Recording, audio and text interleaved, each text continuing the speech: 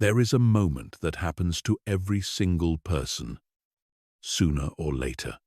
A moment when the ground shifts. The phone call you weren't ready for. The words that cut deeper than you expected.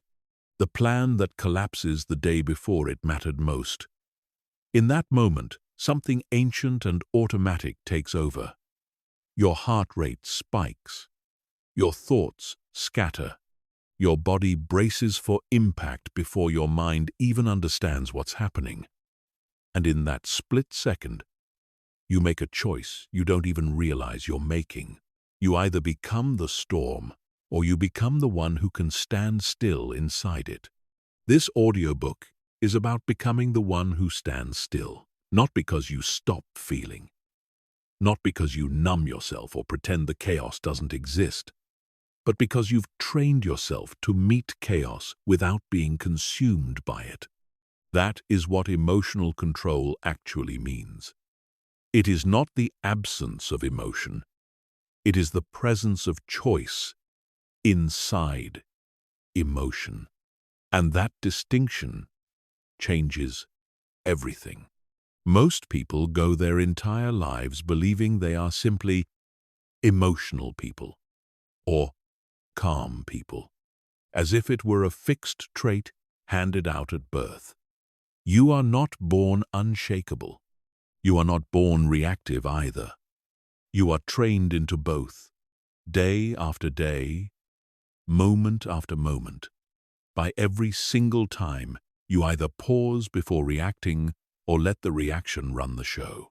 The people who seem unbreakable under pressure, the ones who stay level-headed when everyone else is falling apart, they are not wired differently from you. They have simply practiced a different response for longer. By the end of this audiobook, you will understand exactly why your emotions hijack you the way they do. What is actually happening inside your nervous system in those critical seconds. And, most importantly, how to interrupt that hijack and replace it with something far more powerful, intentional response. You will learn the difference between suppressing what you feel and truly regulating it. You will learn how to build what I call your emotional floor, a baseline of steadiness that doesn't collapse the moment life gets hard. You will learn how to widen the gap between what triggers you and how you respond to it. Because that gap, however small it feels right now, is where your entire future is decided. This is not a promise that your life will stop falling apart sometimes. Life will still surprise you. People will still disappoint you. Plans will still collapse. What changes is not the chaos around you. What changes is you. The version of you that can walk through disorder without being defined by it. The version of you that other people start to lean on, because you've become the calm in rooms that used to swallow you whole. Think for a moment about someone in your own life who seems to carry this quality already. Maybe it's a mentor, a parent, a colleague, someone who, when the room falls into panic, somehow becomes the still point everyone else orbits around. Notice what that stillness does to the people nearby. It doesn't just calm them down for a moment. It gives them something to hold on to.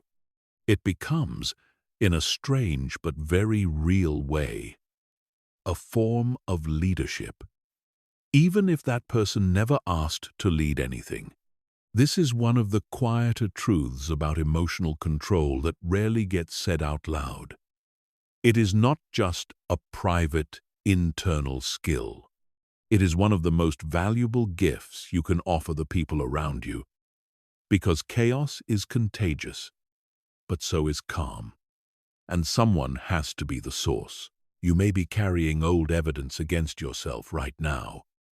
Memories of moments where you didn't handle things well, where the emotion won, and you lost something because of it.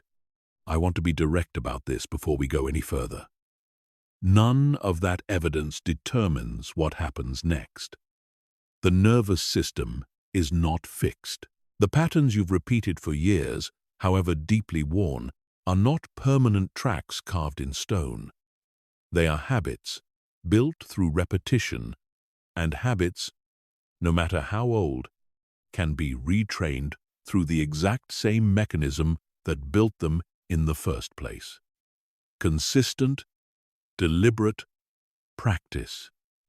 What you are holding in your hands, or rather, what you are listening to right now, is not a promise of instant transformation.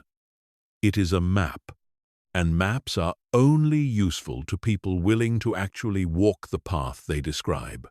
So if you are ready to stop being at the mercy of your own reactions, if you are ready to build a kind of internal stability that doesn't depend on everything going right, then keep listening.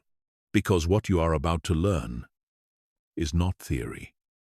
It is a set of principles and practices you can start applying today, in the very next conversation, the very next crisis, the very next moment your emotions try to take the wheel. Let's begin. Chapter 1. Why emotional chaos controls most people's lives. Look closely at the people around you, and you will notice something uncomfortable. Most of them are not actually making decisions. They are reacting. They are being pulled along by whatever emotion arrived most recently and most forcefully. Someone cuts them off in traffic, and their entire mood for the next hour is decided. A comment from a coworker lingers in their mind for days, replaying on a loop, shaping how they treat their family that evening. A single stressful email can unravel an otherwise good day entirely. This is not weakness. This is simply what happens when a person has never learned to separate what they feel from what they do. Emotional chaos does not usually announce itself as chaos. It disguises itself as normal life. It disguises itself as, "I'm just being honest about how I feel," or "That's just who I am. I wear my heart on my sleeve." But underneath that framing is a person who has handed the steering wheel of their life over to whatever emotion shows up loudest in any given moment. And loud emotions are rarely wise ones. Fear is loud, anger is loud, panic is loud. Wisdom, on the other hand, tends to speak quietly, and it can only be heard once the noise has settled. Here is the deeper problem. Emotional reactivity compounds. It does not stay contained to a single moment. The version of you who snaps at a loved one over something small is not just losing that one moment. They are teaching their nervous system that snapping is an acceptable, well-worn path. The version of you who spirals into anxiety every time an uncertain situation arises is reinforcing a neural groove that makes the next spiral easier to fall into, not harder. Every reaction is a rehearsal for the next one. This is why some people seem to fall apart faster and faster with each passing year, while others seem to grow steadier with age. It is not luck.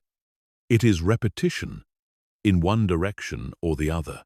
Consider what reactivity actually costs a person over time. It costs relationships, because the people closest to us learn to walk on eggshells, never quite sure which version of us they'll get. It costs opportunities, because impulsive decisions made in emotional peaks are rarely the wisest ones. And by the time clarity returns, the damage is often already done. It costs health, because a nervous system that never learns to downshift out of high alert stays flooded with stress hormones that were only ever meant for short bursts of danger, not for a daily, permanent state of being.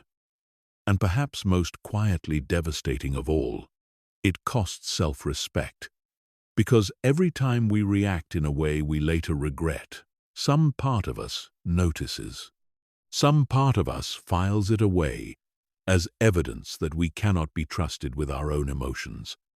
And that quiet erosion of self-trust may be the most expensive cost of all. So why does this happen to so many people so consistently? Because nobody ever taught them differently. Most of us were raised watching adults react to stress with panic, anger, withdrawal, or blame. And we absorbed those patterns as if they were simply how humans operate. Nobody sat us down and explained that there is a gap between a trigger and a response, and that gap can be widened with practice.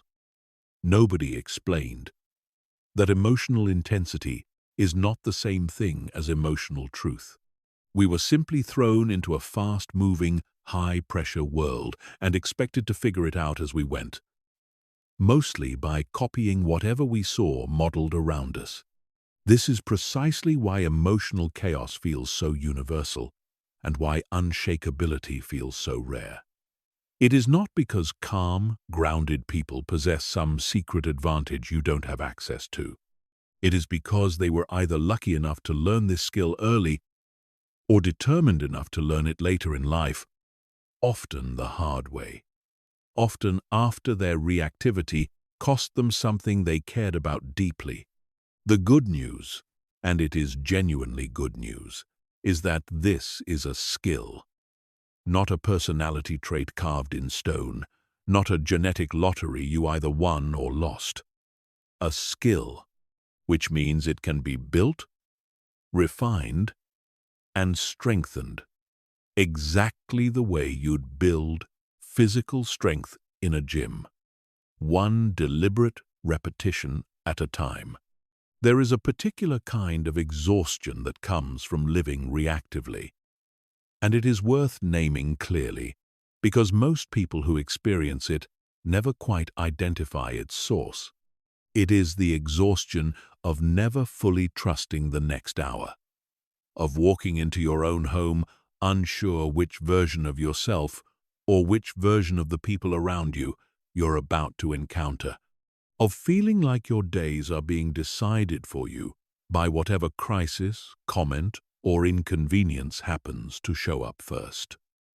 This is not simply stress in the ordinary sense. It is the specific fatigue of a person whose internal state is constantly being hijacked by external events, over and over, without any sense of having a say in the matter. That fatigue accumulates. It shapes how tired you feel even on days when nothing particularly dramatic happened, because the nervous system does not distinguish neatly between big reactions and small ones when it comes to the cumulative toll of staying braced. Contrast that with the quieter, steadier, exhaustion-free existence of someone who has built genuine emotional control. It is not that their life contains less difficulty. It is that difficulty no longer automatically dictates their internal state. A hard day is still a hard day, but it does not necessarily become a hard week, a hard relationship, or a hard identity. This is the real prize being described here, and it is worth being explicit about it early, because the work involved in building this skill is real work, and it helps enormously to know clearly what is on the other side of that work. Understand this clearly before we go any further. The goal is not to become a person who no longer feels anger, fear, sadness, or frustration. That would not be strength. That would be disconnection from your own humanity. The goal is to become someone who can feel the full intensity of an emotion without that emotion making your decisions for you. That is the entire foundation this audiobook is built on. And everything from here forward is about giving you the tools to make it real in your own life. Chapter 2. What emotional control really is, and what it isn't. Before we go further, we need to clear away a misunderstanding that ruins this entire subject for most people before they even begin. Emotional control is not what most people think it is. It is not stoicism in the popular sense of gritting your teeth and pretending nothing bothers you. It is not bottling everything up until you either explode or go numb. It is not becoming cold, detached, or emotionally unavailable to the people around you.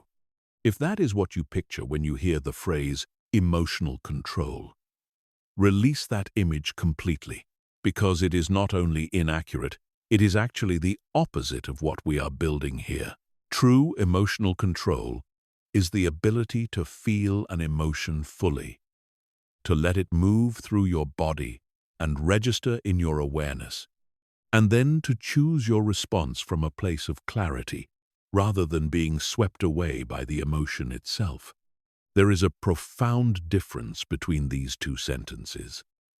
I am angry, therefore I will yell, and I am angry, and I notice that, and I am choosing how I want to handle this. The emotion in both cases might be identical in intensity. The outcome could not be more different. That gap between feeling and action, that is the entire territory we are working in. Let's talk about what emotional control is not, because the distinctions matter enormously. It is not suppression. Suppression is shoving an emotion down, refusing to acknowledge it, pretending it isn't there. Suppression might look like control from the outside. A person who never seems to get upset, who always appears composed. But underneath, suppressed emotion does not disappear. It goes into storage. It resurfaces later, often at the worst possible moment, often amplified by everything else that has been pushed down alongside it. People who suppress consistently often experience what looks like sudden, disproportionate outbursts, and onlookers are confused because they always seemed so calm. The calm was never real regulation. It was a pressure cooker with the lid held down by sheer will, and pressure cookers eventually find a way to release. It is not avoidance. Avoidance is when someone structures their entire life around never encountering situations that might trigger uncomfortable emotions. They avoid difficult conversations. They avoid conflict entirely, even when conflict is necessary and healthy. They avoid risk, avoid vulnerability, avoid anything that might stir something uncomfortable inside them. This might look peaceful from a distance, but it is not emotional strength. It is emotional avoidance, dressed up as maturity. A person who has never faced a storm has not proven they can weather one. It is not detachment.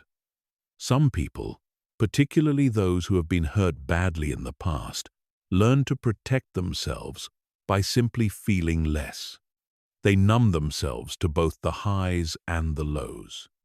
They might describe themselves as not really an emotional person, when in reality they have built walls so thick that even they can no longer access what's happening underneath. This is a survival strategy, and it may have served a real purpose once, but it is not the same as regulation, and it comes at the cost of genuine connection, joy, and aliveness. So what is emotional control?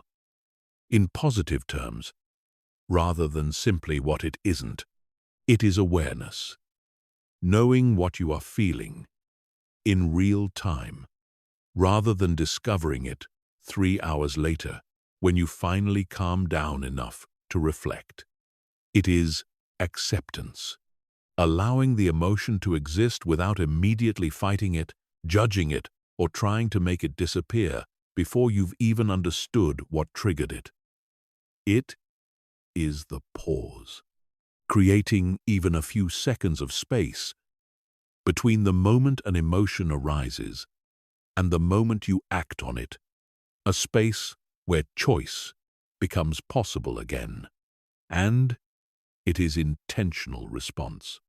Choosing from that space how you actually want to show up, based on your values and your goals, rather than your momentary impulse.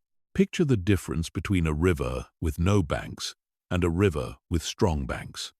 A river with no banks floods everything around it unpredictably, destroying whatever lies in its path, and its energy is scattered and wasted. A river with strong banks is still powerful, still moving, still full of force, but that force is directed, channeled, useful. Emotional control is building banks for your internal river. You are not trying to stop the water from flowing. You are giving it a direction. It helps here to think of emotions themselves as messengers rather than as commanders. A messenger's job is to deliver information, not to seize control of the destination. Anger, at its core, is often a messenger carrying information about a boundary that has been crossed. Fear is often a messenger carrying information about a perceived threat that deserves attention.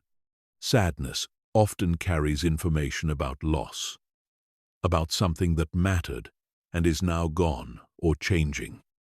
These messages are valuable. They deserve to be heard. The mistake most people make is confusing the messenger with the one who should be making the decision. You would not hand your car keys to a courier simply because they delivered an important letter. Yet, this is essentially what happens every time a person allows the intensity of an emotion to dictate their next action without any intervening moment of conscious choice. This is also why emotional control, properly understood, is not a cold or robotic pursuit, even though it sometimes gets mistaken for one. A person practicing genuine emotional regulation is often more attuned to their emotional life than someone who reacts constantly, not less. They notice subtler shifts in mood. They catch irritation before it becomes rage. They notice sadness before it calcifies into something heavier. Reactive people, ironically, often have less genuine self-awareness because they are so busy acting on each wave of feeling that they never pause long enough to actually examine what's happening beneath the surface. Emotional control, done well, deepens your relationship with your own inner life. It does not distance you from it. This reframe matters because it changes the entire goal of this audiobook. We are not trying to make you feel less. We are trying to make you more skilled at what you do with what you feel. And that skill, once built, does not just protect you during crisis.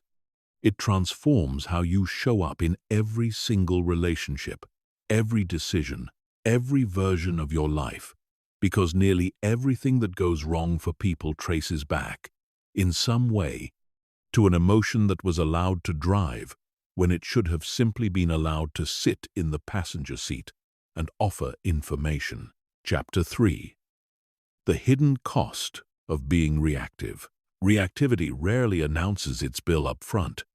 It charges you quietly, in installments, spread out over years, so that most people never connect the dots between their unmanaged reactions and the slow accumulation of damage those reactions have caused. Let's walk through exactly what reactivity costs in concrete terms, because until the true price tag becomes visible, the motivation to change will always feel optional rather than urgent. Start with relationships, because this is where the cost is most visible and most painful. Every relationship is built on a foundation of trust and safety. When you react explosively, unpredictably, or defensively, you are, in effect, teaching the people close to you that being around you carries risk. Not physical risk, necessarily, but emotional risk. They learn to filter what they say to you.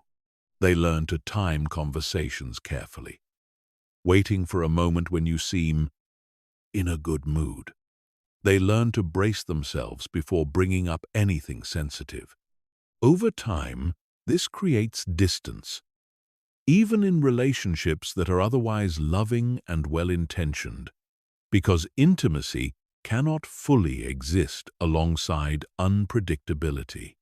People cannot be fully open with someone they don't feel emotionally safe around, and reactivity, more than almost anything else, erodes that sense of safety. Now consider the cost to decision-making. Some of the worst decisions any person makes in their lifetime are made in emotional peaks. The job resignation sent in a fit of frustration. The relationship ended in a moment of hurt that, with a few days of distance, might have been repaired. The financial decision made from panic rather than strategy. The words said in anger that can never fully be unsaid, even after the anger has long since faded and been replaced by regret. Reactivity has a specific, dangerous signature. It feels completely justified in the moment, and only reveals its true cost in hindsight. When the emotional intensity has passed and clear thinking has returned, usually too late to undo what was done. There is also a cost to physical health that most people never connect to their emotional patterns. Every time you react with intense stress, anger, or panic, your body releases a cascade of hormones, cortisol and adrenaline chief among them, designed for short bursts of genuine physical danger. These hormones were never meant to be a daily, near-constant presence in your bloodstream. But for a chronically reactive person, that is exactly what happens. The nervous system rarely gets to fully stand down before the next trigger arrives. Over months and years, this chronic activation has been linked to elevated blood pressure, disrupted sleep, weakened immune function, digestive issues, and a general wearing down of the body's systems. Your emotional patterns are not separate from your physical health. They are deeply, biologically intertwined with it. Then there is the cost to your reputation and your opportunities, which tends to be less discussed but is enormously significant. In professional settings, the people who advance into positions of leadership and trust are, almost without exception, the ones who can stay composed under pressure. Not because composure looks impressive, but because leadership requires other people to trust that you will make sound decisions even when things are difficult. A person known for emotional volatility, however talented, will always face a ceiling because organizations instinctively protect themselves from unpredictability. Opportunities quietly pass by reactive people, not because they lack skill, but because they have not yet demonstrated that their skill can be trusted under pressure. But perhaps the deepest cost of all, the one that operates beneath everything else, is the erosion of self-trust. Every single time you react in a way that later leaves you disappointed in yourself, a quiet message gets recorded somewhere inside you. I cannot fully trust myself in difficult moments. And this message compounds. It becomes the quiet voice that hesitates before speaking up, that doubts its own judgment, that feels a low hum of anxiety heading into any situation with emotional stakes, because some part of you remembers all the times before when things did not go the way you wanted them to. This is perhaps the most important reason to build emotional control. More important even than protecting your relationships or your career. Because a person who trusts themselves to handle whatever emotion arises, without being ruled by it, walks through life with a fundamentally different sense of security than a person who is always slightly afraid of their own reactions. There is one more cost worth naming specifically, because it tends to hide in plain sight. The cost to a person's sense of identity. When reactivity has been the default pattern for years, people often begin to fold it into their self-concept. They start saying things like, "I've always had a temper," or "I'm just a naturally anxious person," or "That's just how I am. Take it or leave it." These statements feel like honesty, but they are frequently something closer to resignation, dressed up as self-acceptance.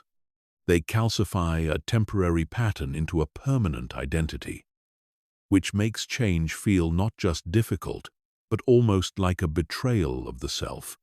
This matters enormously, because the stories people tell about who they are tend to become self-fulfilling. A person who believes, "I am someone who loses control under pressure," will, more often than not, continue proving that story correct. Not because it is biologically fixed, but because the belief itself discourages the very practice that would prove it wrong.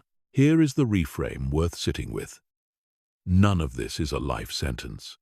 Every single cost we just walked through is reversible, because the pattern that created it is learned, not innate, and anything learned can be relearned differently. The relationships that have grown distant can rebuild trust once a person becomes consistently steadier. The decisions made in reactivity can be replaced by decisions made in clarity.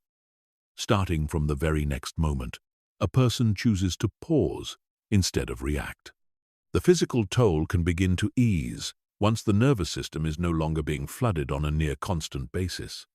And self-trust, that quiet inner confidence that you can handle whatever comes, that can be rebuilt too. One steady response at a time, until it becomes the new evidence your mind reaches for instead of the old. Chapter 4. The Nervous System Trap. Why you react before you think. To truly master emotional control, you need to understand what is actually happening inside your body in the seconds before a reaction takes over. Because this is not simply a matter of willpower or character. There is real biology at work here.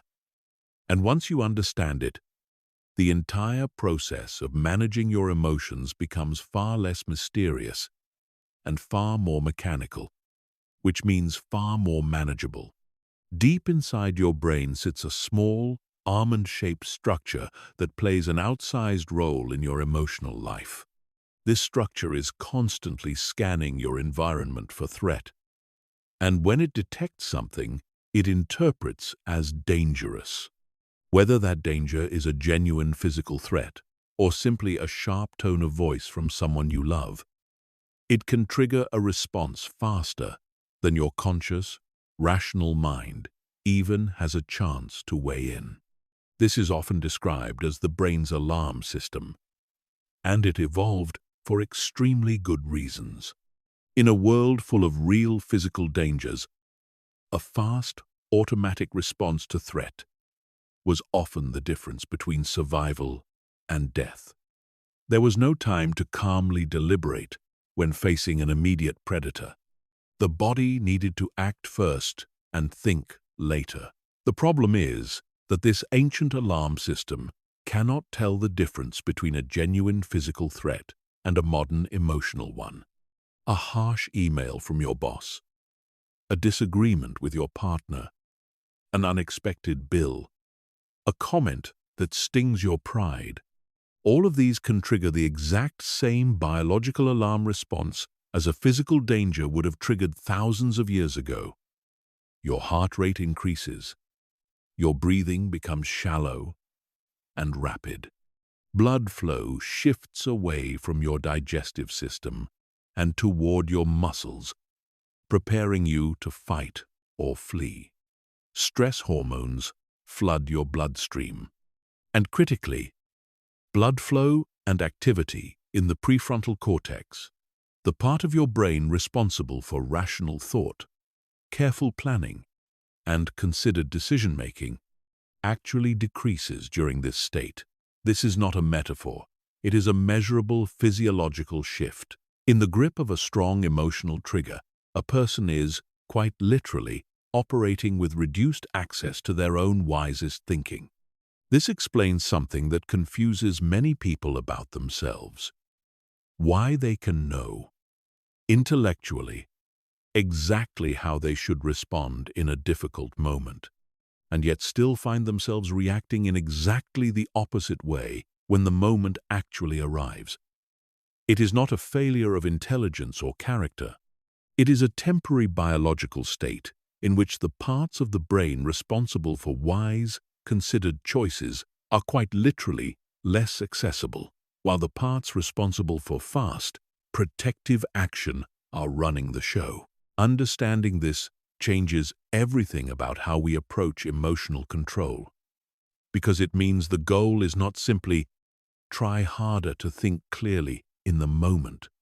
In a genuine emotional hijack, trying to reason your way out with pure willpower is often like trying to have a calm philosophical debate in the middle of a fire alarm. The strategy needs to be different. The strategy needs to focus on creating enough physiological space for the nervous system to come back down out of that alarmed state, so that rational faculties can come back online. This is precisely why techniques like slow, deliberate breathing are so effective. Not because they are some kind of soft, secondary suggestion, but because they directly and measurably influence the nervous system's state, activating what is often called the calming response, the body's natural braking system, which counteracts the fight-or-flight activation and allows clear thought to return. There is another critical piece to understand here, and it is this. The nervous system responds to repetition and familiarity. Every single time a certain type of trigger is allowed to send a person into full reactive mode, that person is, in a very real sense, reinforcing that neural pathway, making it more likely, not less, that the same trigger will produce the same reaction next time. This is why some people seem to have a specific button that certain people or situations can push instantly and reliably. That button was built, trigger by trigger, reaction by reaction, over years. The extraordinarily good news buried inside this fact is that the reverse is equally true. Every single time a person successfully pauses, breathes, and chooses their response rather than being swept away by it, they are building a different pathway. They are teaching their nervous system a new, calmer, more deliberate pattern to default to. This does not happen instantly. It happens the same way the old pattern was built, through repetition, through practice, through consistent, deliberate choices, especially in the smaller moments where the stakes are lower and the practice is easier to access. It's worth pausing here to dismantle one more misconception, because it trips up a great many well-intentioned people. Some assume that once they understand the biology intellectually, the reactivity should simply stop, as if knowledge alone were the cure. This expectation almost always leads to frustration, because knowing about the amygdala's role in triggering a stress response does not, by itself, change how quickly that response fires the next time a real trigger arrives. Insight is necessary, but it is not sufficient. It is the difference between reading about how to swim and actually getting into the water.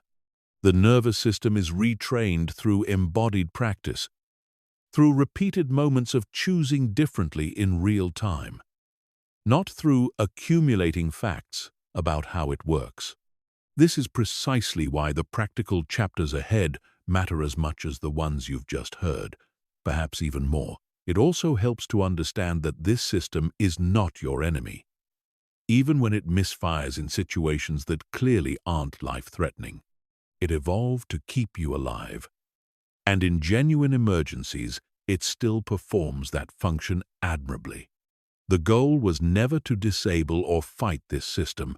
That would be neither possible nor wise. The goal is to expand your capacity to work alongside it, to recognize when it has been triggered by something that does not actually require a fight-or-flight response, and to gently, deliberately guide your body back toward a state where your full range of thinking becomes available again. This is less like waging war against your own biology and more like learning to ride a powerful, sometimes overreactive animal with skill instead of being thrown by it every time it startles. This is why, later in this audiobook, real time will be spent on specific, practical techniques rather than abstract philosophy alone, because understanding the nervous system intellectually is only the first step. The actual transformation happens through practiced, repeated application until steadiness becomes the new automatic response instead of the old reactivity. This is not a fight against a character flaw. It is the retraining of a biological system, and biological systems, remarkably, are far more responsive to consistent training than most people ever realize. Chapter 5. The difference between suppression and regulation. Suppression was touched on briefly in an earlier chapter, but this distinction is so important and so commonly misunderstood that it deserves its own full and careful examination. Because learning only to suppress emotions more effectively is not the same as gaining emotional control. It is building a more sophisticated prison, one that looks calmer from the outside, while quietly costing just as much or more on the inside. Suppression and regulation can look remarkably similar from the outside. In both cases, a person might appear calm during a difficult moment. They might not raise their voice. They might not visibly lose composure. But what is happening internally and what happens afterward could not be more different. And understanding this difference is essential to building genuine, sustainable, emotional control. Suppression works by pushing the emotion away before it has been allowed to be felt or understood.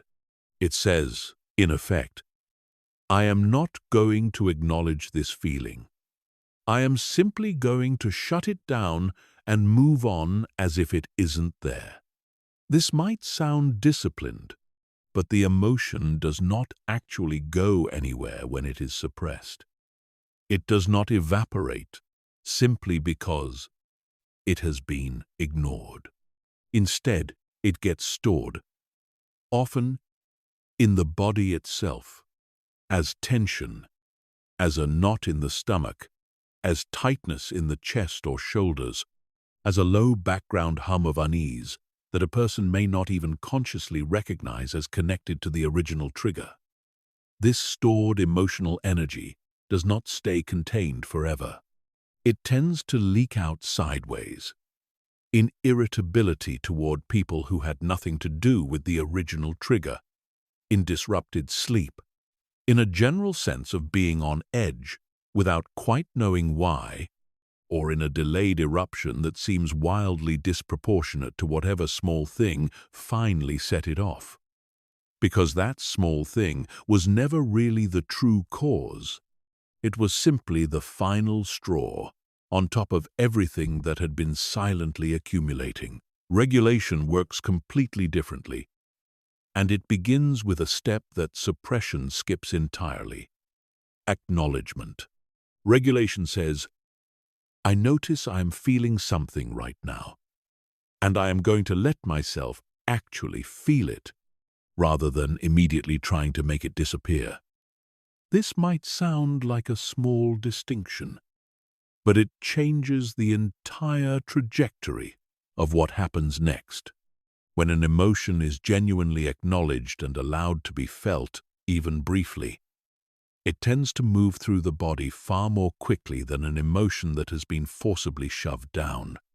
There is research suggesting that the physiological wave of most emotions, when simply allowed to be felt without either suppression or amplification, tends to crest and begin subsiding within a relatively short window, often somewhere in the range of 90 seconds, provided the person does not either suppress it or feed it further by spiraling into related thoughts and stories.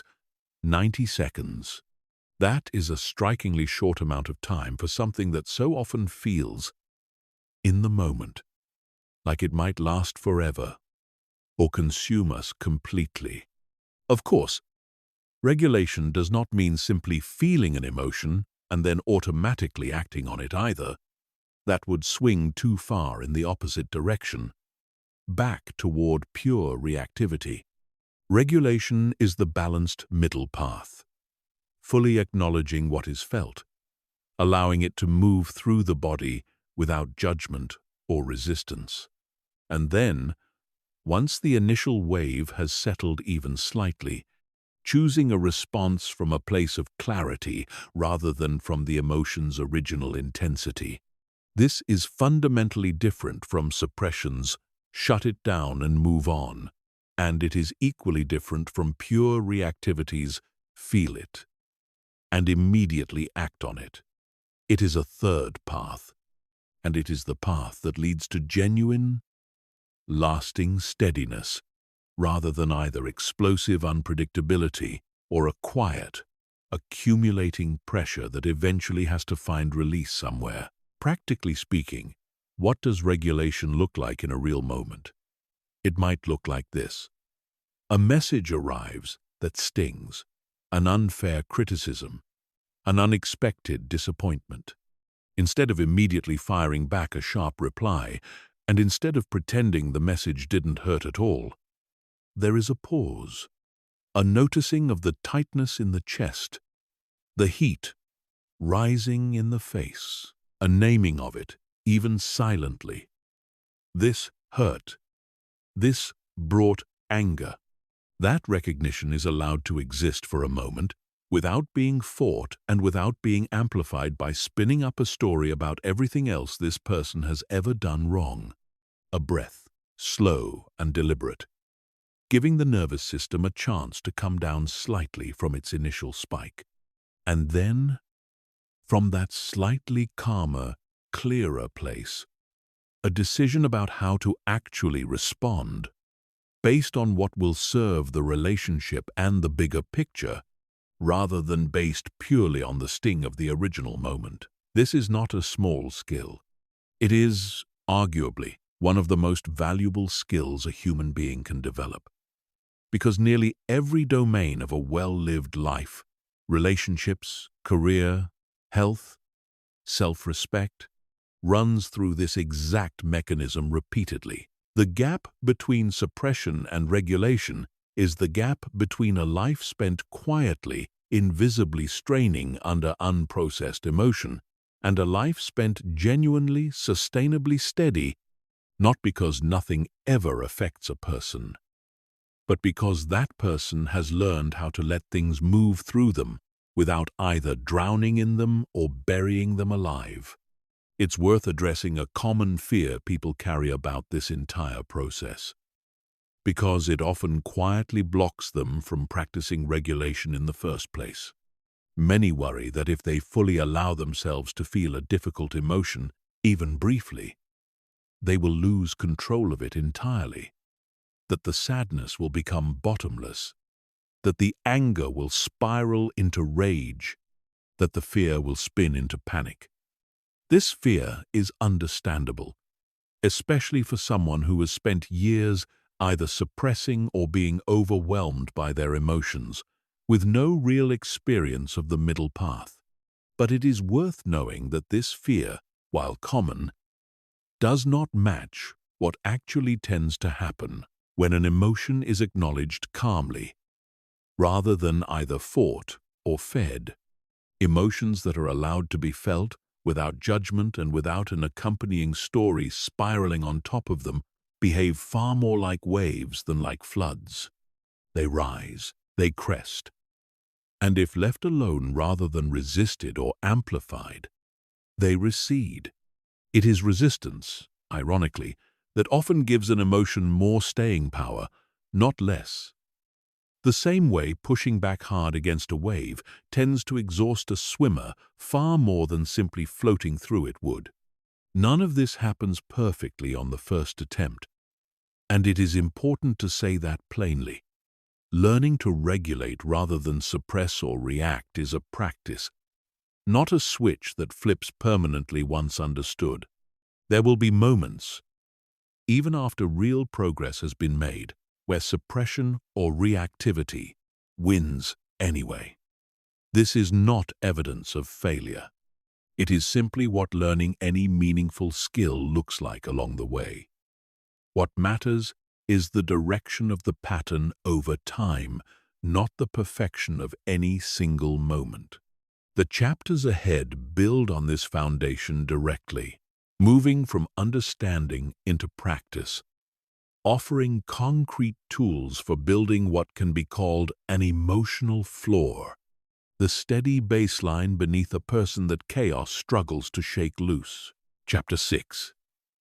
Building your emotional floor, staying grounded under pressure. There is a concept that changes everything once it is truly understood, and it is the idea of an emotional floor. Your emotional floor is your baseline level of internal steadiness, the state you return to once a wave of emotion has passed, and more importantly, the state you are standing on the moment a new wave arrives. Most people never think about their floor at all. They only notice their emotions in the peaks, the moments of anger, panic, or despair, and they assume those peaks are simply what happens to them, as if the floor beneath those peaks were fixed and unchangeable. It is not. The floor can be built, strengthened, and raised, and doing so is one of the single most effective things a person can do to become genuinely unshakable. Think of two people facing the exact same stressful event. Say, an unexpected piece of bad news at work. The first person has a low, unstable floor.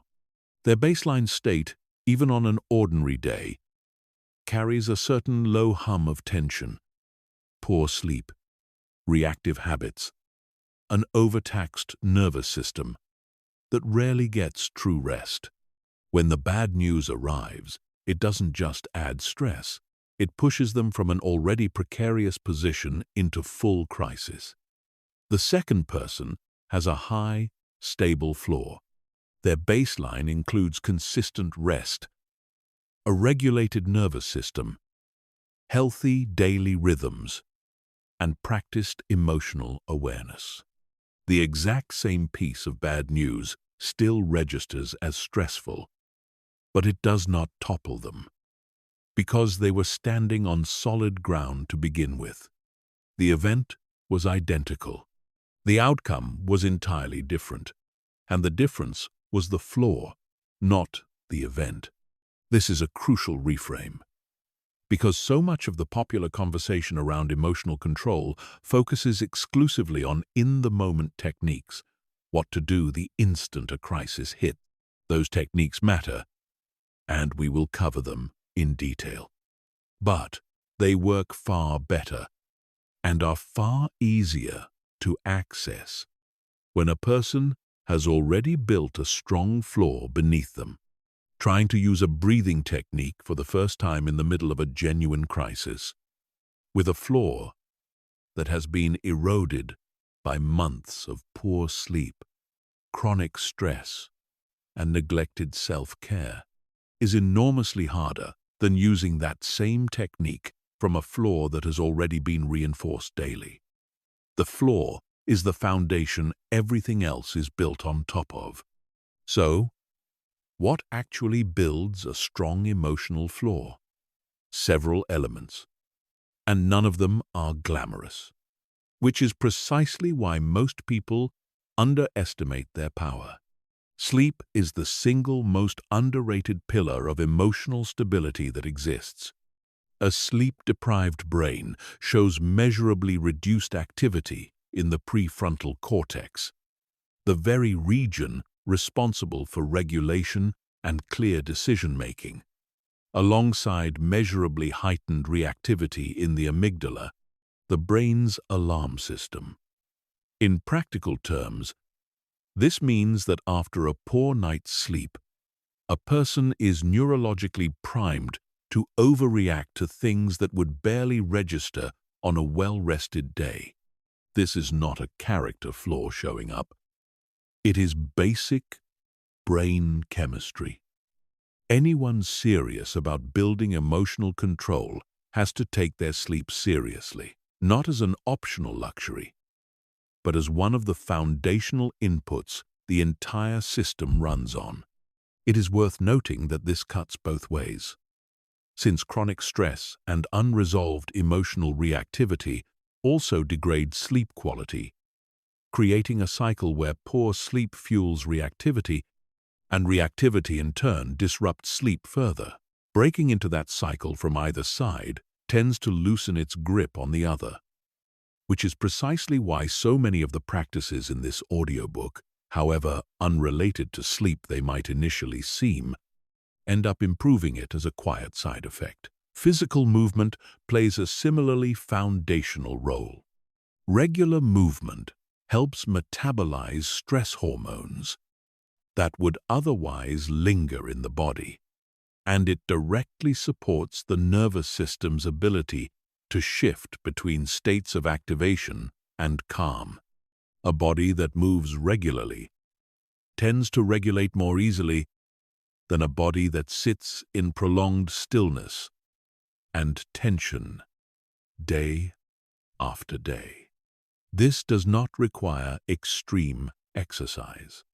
Consistent, moderate movement, done regularly, is enough to meaningfully strengthen the floor over time. Nutrition and hydration matter more than most people assume, because blood sugar instability and dehydration both directly affect mood regulation and impulse control.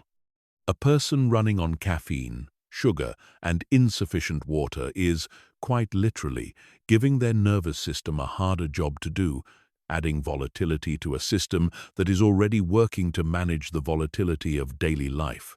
Then there is the quieter, less physical pillar. Daily moments of genuine stillness. Not necessarily formal meditation, though that certainly works for many people, but any consistent practice that gives the nervous system regular, brief periods of true rest rather than constant low-grade activation.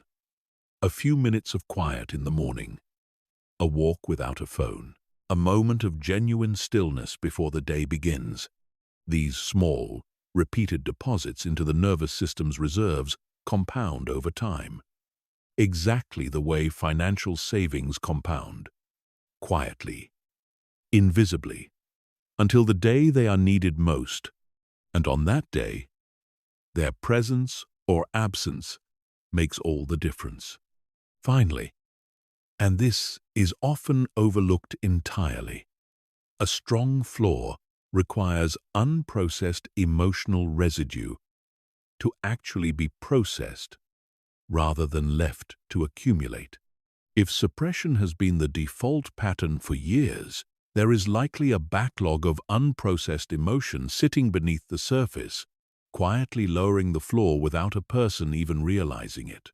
This is why, for many people, building a stronger floor also involves some form of deliberate emotional processing, whether that is journaling, honest conversation with people they trust, or working with a therapist. This is not a sign of weakness. It is basic maintenance, the emotional equivalent of clearing debris that has been slowly accumulating and weighing down the foundation. There's a useful way to think about the relationship between the floor and any single stressful event.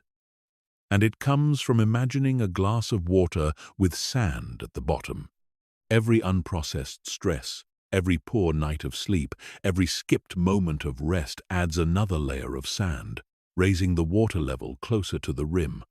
A person walking around with a glass already nearly full is one small additional stressor away from overflowing.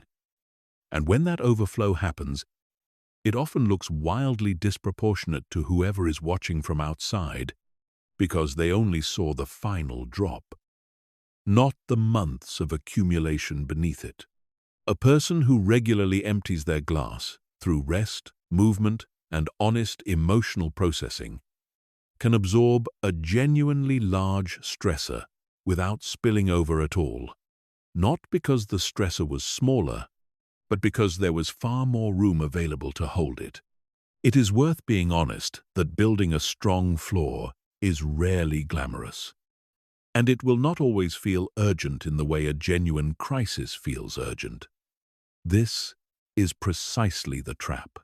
The daily deposits into the floor, the consistent sleep schedule, the regular movement, the small moments of stillness rarely feel essential in the moment they are being made, because nothing dramatic is happening yet.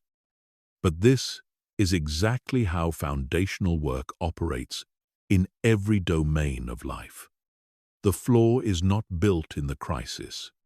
It is built in the 1,000 ordinary days that come before it. And its presence or absence only becomes undeniable once real pressure finally arrives and reveals what was quietly being built or neglected all along. Here is what becomes possible once a strong floor is in place. Triggers that used to send a person into full reactive spirals start to feel more like ripples than tidal waves. Recovery time after a difficult moment shrinks dramatically, from days down to hours, from hours down to minutes.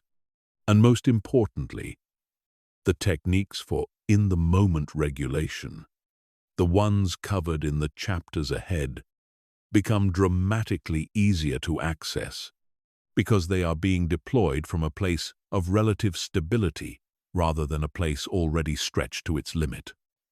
Building this floor is not a one-time project.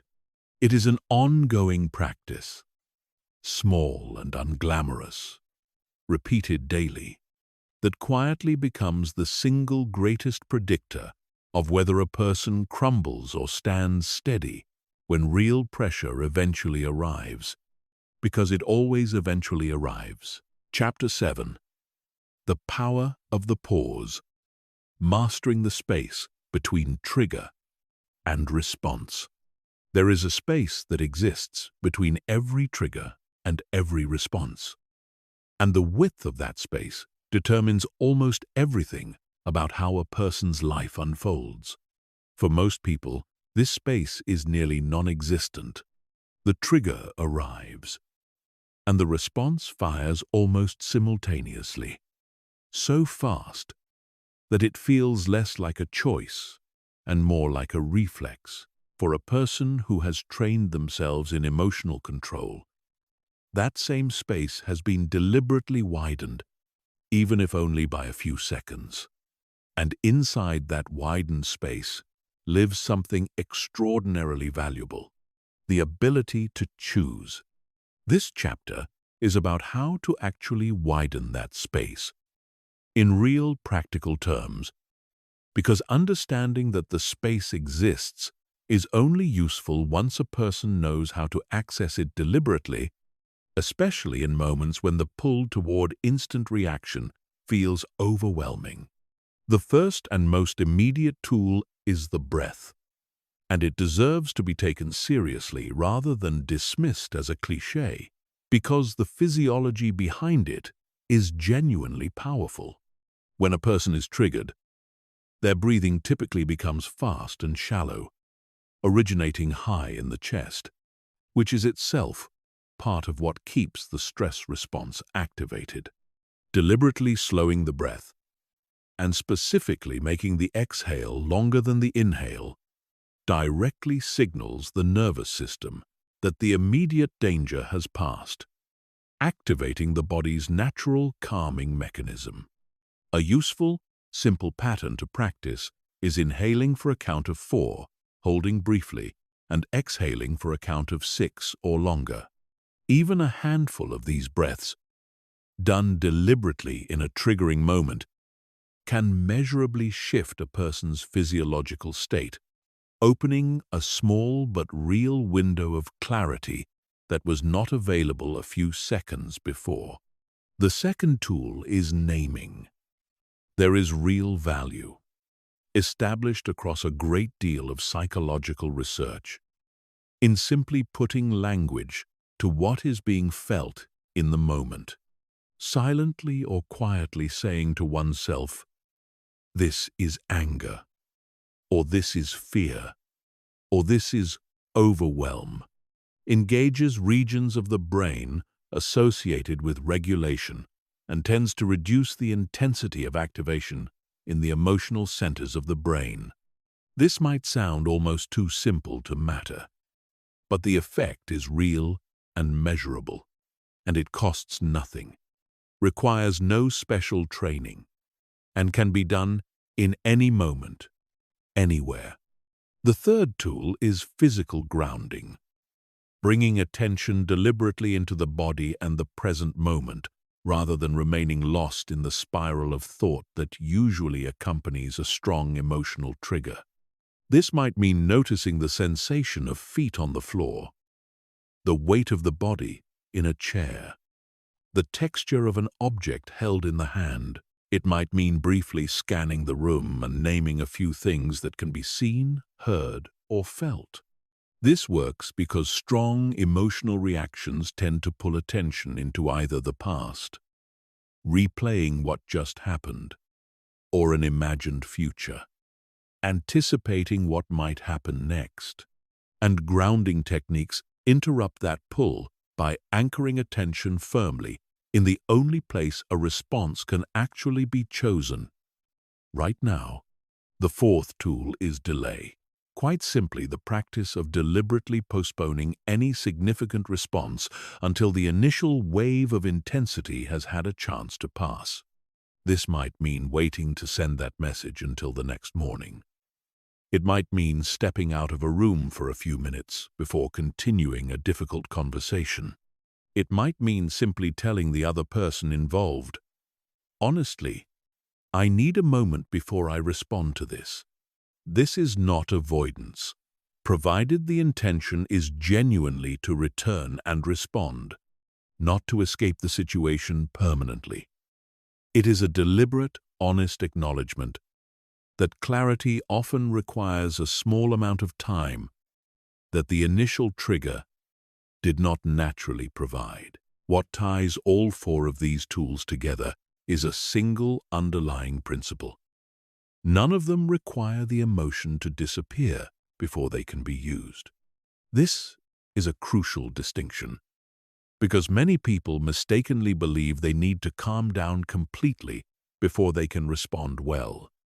And when they can't achieve that in the heat of the moment, they give up on the entire effort. These tools do not require complete calm. They simply require enough space, even a small amount, for the more deliberate, wiser parts of the mind to have a voice in what happens next, alongside the emotion rather than instead of it. It's worth being honest about something here. In the early stages of practicing this, the pause will often feel awkward, even artificial. There can be a strong internal pull to simply react the old way, because that pathway is more worn, more familiar, and requires less conscious effort. This discomfort is not a sign that the practice isn't working. It is simply the natural friction of building a new pattern in place of an old one, every single time the pause is chosen anyway. Despite that discomfort, the newer pathway gets a little stronger, and the old one gets a little weaker, until eventually, with enough repetition, pausing itself becomes the new default, requiring less and less conscious effort to access. There is one more dimension of the pause worth naming, because it tends to surprise people the first time they truly notice it. The pause is not only useful for containing negative reactivity, it is equally useful for handling moments of intense positive emotion that might otherwise lead to impulsive decisions. Excitement over an opportunity that seems too good to pass up, sudden confidence following a win, the rush of a new idea that feels urgent to act on immediately, all of these can bypass careful judgment in exactly the same way anger or fear can, simply from the opposite direction. The same tools, the breath, the naming, the grounding, the deliberate delay, apply here as well. A person who has trained themselves to pause before major decisions, regardless of whether the triggering emotion was painful or exhilarating, tends to make dramatically better long-term choices than a person who only exercises caution around emotions they've labeled as negative. The space between trigger and response is often described as narrow, and for most people it genuinely is. But it is not fixed. It can be widened deliberately through exactly the kind of practice described in this chapter.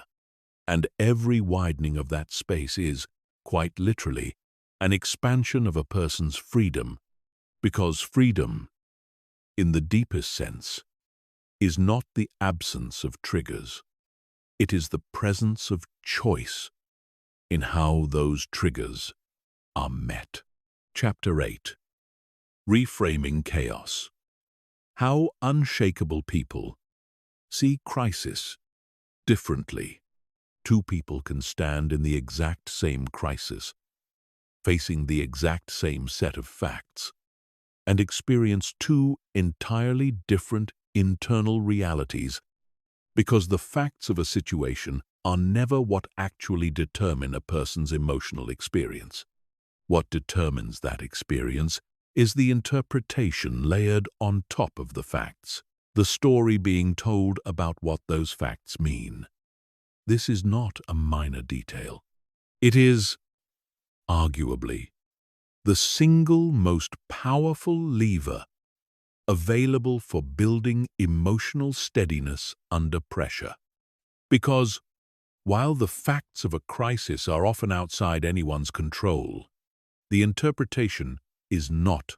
Consider a sudden, unexpected setback, a project falling apart, a financial loss, a relationship ending unexpectedly. One person interprets this event through a lens that says, "This is proof that things always go wrong for me. This confirms I can't trust the future. This means I am not capable of handling what life throws at me." Another person, facing the identical event, interprets it through a different lens entirely, one that says, "This is difficult, and it is also temporary. This is information I can learn from. This is a chapter, not the whole story." The event has not changed at all between these two people. What has changed is the frame being placed around it. And that frame determines almost everything about how each person feels, and consequently, how each person behaves in the aftermath. People who remain unshakable under pressure are not naturally optimistic in some effortless, inborn way. They have simply trained themselves, often quite deliberately, to notice the interpretive layer they are adding to events, and to question it rather than automatically accepting the first, usually most catastrophic, story that arises. This is an active practice, not a passive personality trait, and it can be built by anyone willing to do the work. One of the most useful reframes available in a genuine crisis is the shift from asking, "Why is this happening to me?" to asking, "What does this situation require of me right now?" The first question tends to trap a vicious a person in a loop of powerlessness and grievance. replaying the unfairness of the situation without moving toward any useful action. The second question redirects attention immediately toward agency, toward the next concrete, useful step available, which is almost always more stabilizing than dwelling on the injustice of the circumstance itself, regardless of whether that circumstance genuinely was unfair. Another powerful reframe involves deliberately widening the time frame being considered. In the middle of a crisis, the mind tends to compress everything into an intense, narrow present, as if this single moment were the entirety of the story. Deliberately asking, how will this look in a year or in 5 years, often does something remarkable. It does not erase the pain of the present moment, but it places that pain inside a much larger container, one where most current crises occupy a much smaller, more survivable position than they appear to occupy in the compressed intensity of the moment itself. A third reframe involves separating what is a genuine emergency from what merely feels like one. The nervous system, as explored earlier, cannot always distinguish between a true survival threat and a modern stressor that merely resembles one in intensity. Deliberately and honestly asking, is my physical survival actually at risk right now, or does this simply feel that intense, is often enough to interrupt the runaway momentum of a panic response, because in the vast majority of modern crises, however painful, the honest answer to that question is no. And naming that honestly tends to loosen the grip of the reaction considerably. There is a specific practice worth naming directly, because it makes this entire chapter usable rather than merely philosophical. When caught in the grip of a catastrophic interpretation, it helps enormously to deliberately generate at least 2 or 3 alternative interpretations of the same set of facts, even if none of them feel immediately convincing. If a message goes unanswered for hours, the mind under stress often leaps immediately to the most painful explanation available. They're upset with me. Something has gone wrong. This relationship is in trouble. Deliberately generating alternatives, they're simply busy. Their phone died. They're giving the message the thought it deserves before replying. Does not require believing any particular alternative with certainty. It simply breaks the monopoly the first, most catastrophic story had over the mind, restoring a sense of genuine uncertainty in place of false, painful certainty. And uncertainty, however uncomfortable, is almost always more accurate and more bearable than a confidently held but unverified catastrophe. It's important to be clear about what reframing is not. It is not toxic positivity, the forced insistence that everything is actually fine when it clearly isn't, or that difficult emotions should be immediately papered over with forced gratitude or artificial silver linings. Reframing does not require pretending a crisis doesn't hurt. It requires holding 2 things simultaneously. This is genuinely difficult, and I am also capable of handling difficulty. Both statements can be true at once, and it is precisely this dual holding, rather than the denial of difficulty, that defines genuine resilience. Perhaps the deepest reframe of all, the one that quietly underlies everyone who has ever been described as unshakable, is a shift in identity itself, from someone things happen to, toward someone who responds to what happens. This shift does not deny that difficult, unfair, painful things occur, sometimes repeatedly, and without any justice attached to them. It simply relocates a person's sense of power away from controlling every external event, which was never truly possible anyway, and towards something that always remains genuinely within reach. The interpretation chosen and the response that follows from it. This is not a small shift. It is, in many ways, the entire architecture of unshakability, built one reframed moment at a time. This identity shift tends to reveal itself most clearly in language.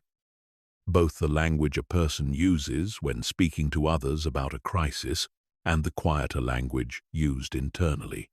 A person still operating from the identity of someone things happen to will describe a setback almost entirely in passive terms. This ruined everything.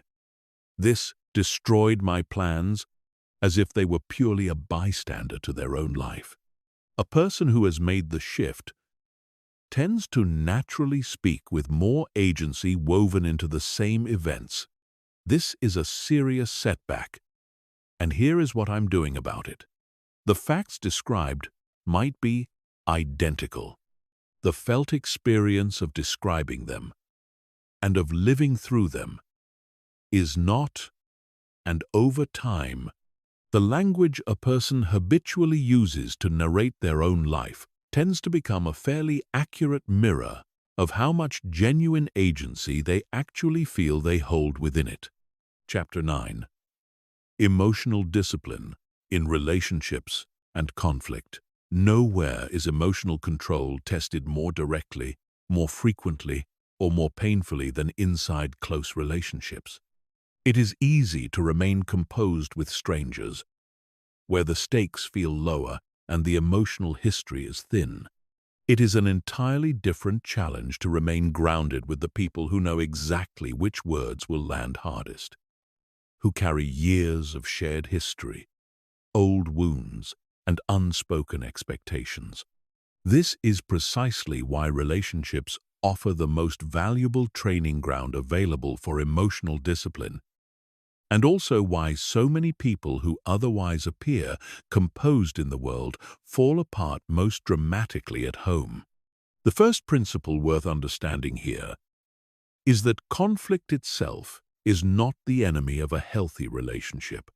Many people mistakenly believe that the presence of conflict signals something broken, and so they either avoid it entirely, letting resentment quietly accumulate underneath a falsely peaceful surface, or they engage in conflict so poorly that it does real damage every time it occurs.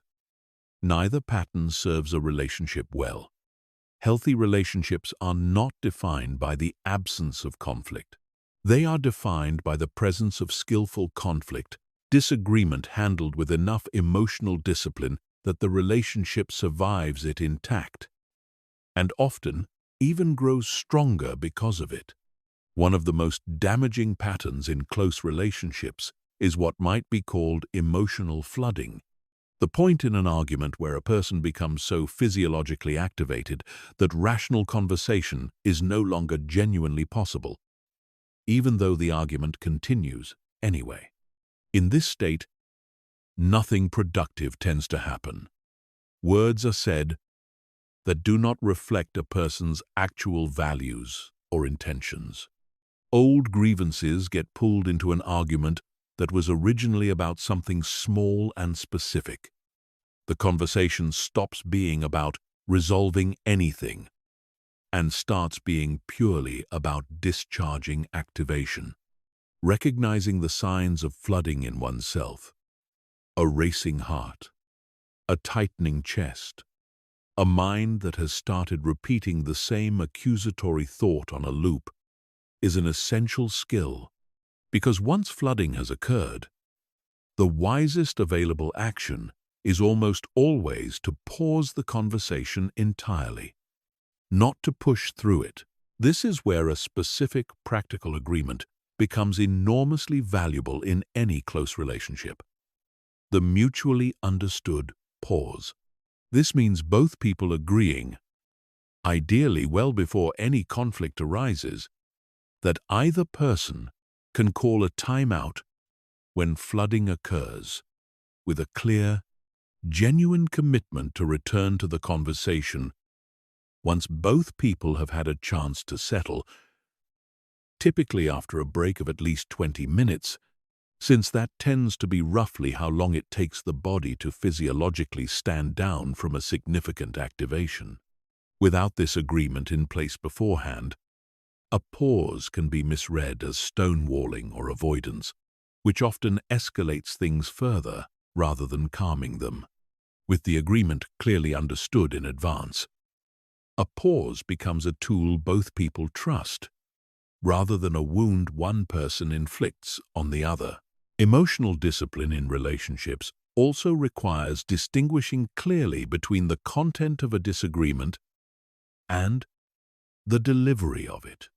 It is entirely possible and often necessary to hold a firm, even unyielding position on something that matters, while still delivering that position with respect rather than contempt. Contempt, communicated through eye-rolling, sarcasm, mockery, or dismissive tone, tends to be one of the most corrosive forces in any close relationship, and research on long-term relationship stability has repeatedly identified it as one of the strongest predictors of eventual breakdown. A person can be firm without being cruel, can disagree without demeaning, and learning to separate these two things, the substance of a position from the tone used to express it, is one of the most valuable relational skills a person can build. There is also real value in learning to speak from one's own experience rather than from accusation.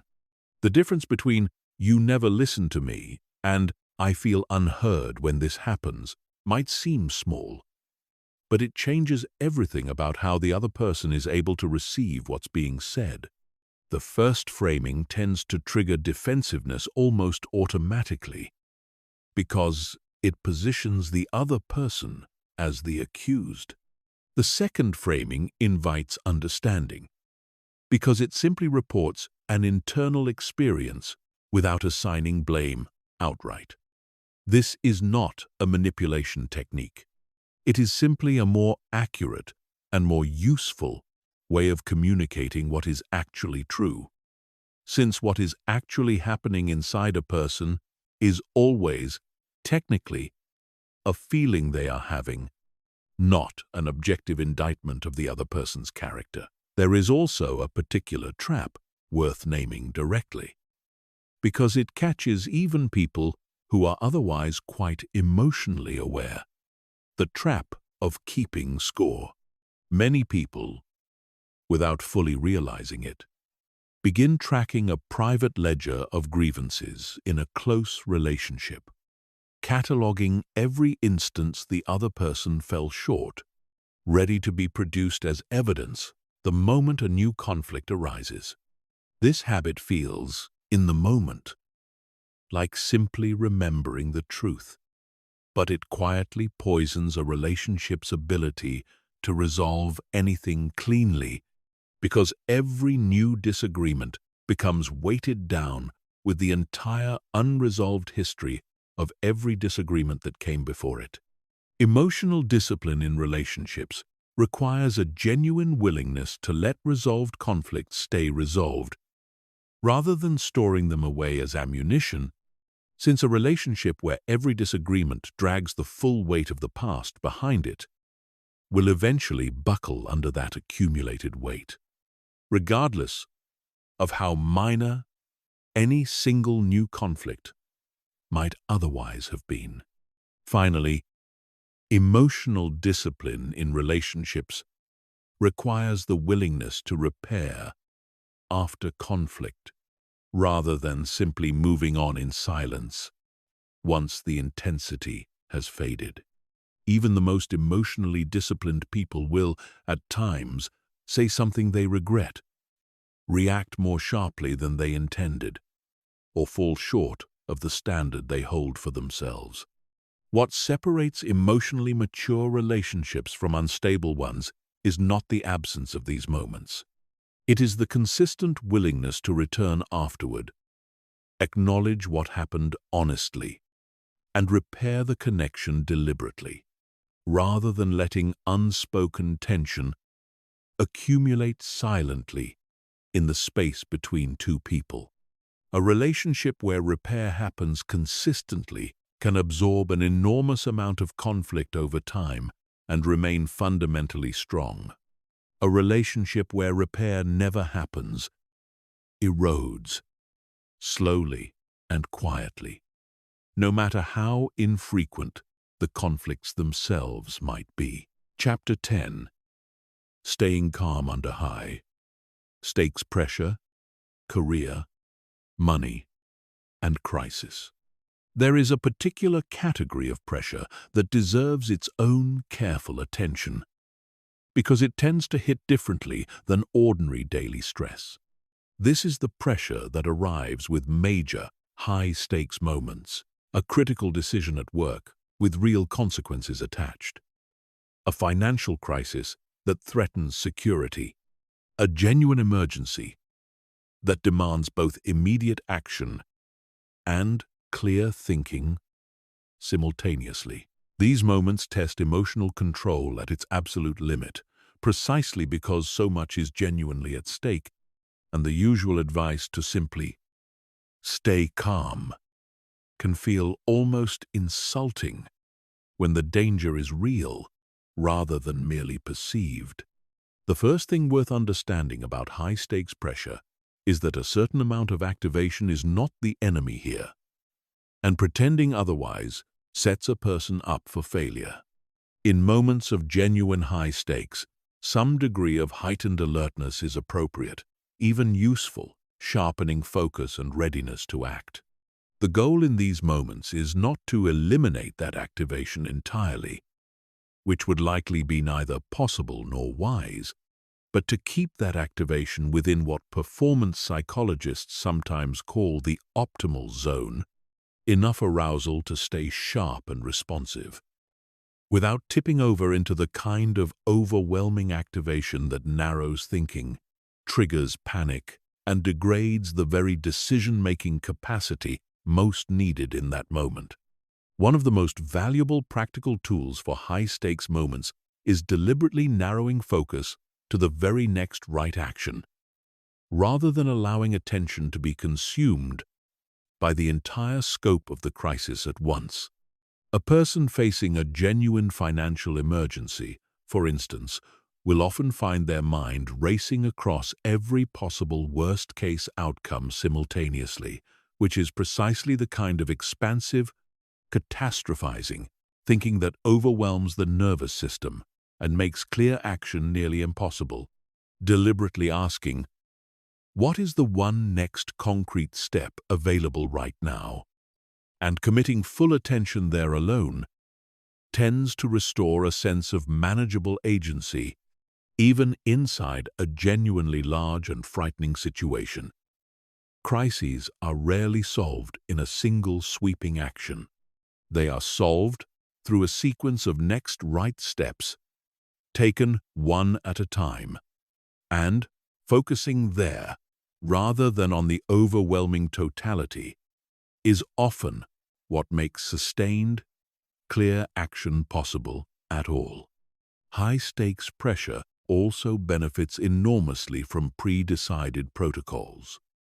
Decisions made in advance, during a calm moment, about how certain categories of crisis will be handled, so that the crucial thinking has already happened before the crisis arrives and the nervous system is compromised. A person who has already decided in advance what their financial floor looks like, what steps they will take if a certain kind of emergency arises, who they will call, what resources they will draw on, is in a dramatically stronger position than a person trying to design that entire strategy for the first time in the middle of the crisis itself, with a flooded nervous system working against them. This is why professionals in genuinely high-stakes fields, emergency response, aviation, surgery, rely so heavily on protocols and checklists, rather than trusting themselves to reason everything out fresh under pressure. The wisdom of calm moments can and should be captured in advance and made available to the compromised, activated mind of a crisis moment. It is also worth directly addressing the specific pressures around career and money, because these carry a particular emotional weight tied closely to identity and survival, even when the actual physical danger involved is minimal. A career setback can feel, physiologically, remarkably similar to a genuine threat, because for much of human history, exclusion from the group, loss of status, or loss of resources genuinely did threaten survival. The modern brain has not fully caught up to the reality that a difficult performance review or a lost deal, while genuinely stressful and consequential, is rarely a literal survival threat in the way it can feel like one in the moment. Recognizing this gap explicitly, naming clearly that this feels like an emergency but is not literally one, is often enough to create a small but meaningful reduction in the intensity of the reaction, opening just enough space for clearer, more strategic thinking to reassert itself. There is also enormous value in the aftermath of a high-stakes crisis, in resisting the urge to immediately extract a grand, sweeping lesson before the nervous system has actually had time to settle. Many people, uncomfortable sitting with the raw aftermath of a difficult event, rush to reframe it into a tidy narrative of growth before they've genuinely processed what happened, layering a forced silver lining over an experience that hasn't actually finished being felt. This tends to produce a brittle kind of resilience, one that looks composed on the surface but hasn't actually done the underlying work. Genuine recovery from high-stakes pressure usually benefits from a period of honest acknowledgement first. This was hard. This scared me. This cost me something. Before any lesson extraction begins, the insight tends to arrive more honestly and land more durably, once it isn't being used as a shortcut to avoid feeling the weight of what actually happened. Finally, high-stakes pressure is where the emotional floor built earlier in this audiobook matters most of all. A person facing a genuine crisis from a place of chronic sleep deprivation, unprocessed stress, and an already depleted nervous system will struggle enormously more than a person facing that exact same crisis from a well-maintained floor. This is not a small point. It is, in many ways, the entire argument for building emotional discipline as an ongoing daily practice rather than something reached for only in emergencies. The steadiness needed in the worst moments of life is not built during those moments. It is built in all the ordinary moments beforehand, quietly, consistently, so that when the real test eventually arrives, as it does for everyone eventually, the foundation is already there, already strong enough to hold. Chapter 11. Training Unshakability Daily. The Habits of the Emotionally Unbreakable. Every skill worth having is built through repetition, and emotional control is no exception. Yet most people approach it as if it were something to be summoned only in emergencies, like a fire extinguisher pulled from a cabinet once a decade. This is precisely backwards. The people who appear unshakable in genuine crisis are not relying on some emergency reserve of willpower they've never tested before. They are drawing on a skill they have been quietly rehearsing in ordinary, low-stakes moments, day after day, until the pattern became second nature long before it was ever truly needed. This chapter is about building that daily practice, deliberately and consistently, because the difference between a person who talks about emotional control as an interesting idea and a person who actually embodies it under pressure almost always comes down to this: repetition in the mundane moments, long before the dramatic ones ever arrive. The first daily habit worth building is what might be called the morning check-in. A brief, honest moment, even just a minute or two, spent noticing what is actually present internally before the demands of the day take over. This is not about fixing anything in that moment. It is simply about establishing contact, noticing tension, noticing mood, noticing whatever is quietly present, so that the rest of the day is met from a place of awareness rather than autopilot. People who skip this step entirely tend to discover their emotional state only once it has already escalated into something loud enough to be impossible to ignore, which is a much harder place to begin working from than a quiet morning moment of simple noticing. The second daily habit is the practice of naming small triggers as they occur. Throughout the day, even when the stakes are genuinely low, a minor irritation in traffic, a flicker of impatience while waiting in line, a brief spike of frustration over a small technical glitch. These low-stakes moments are, in a very real sense, the practice reps for the higher-stakes moments that will inevitably come later.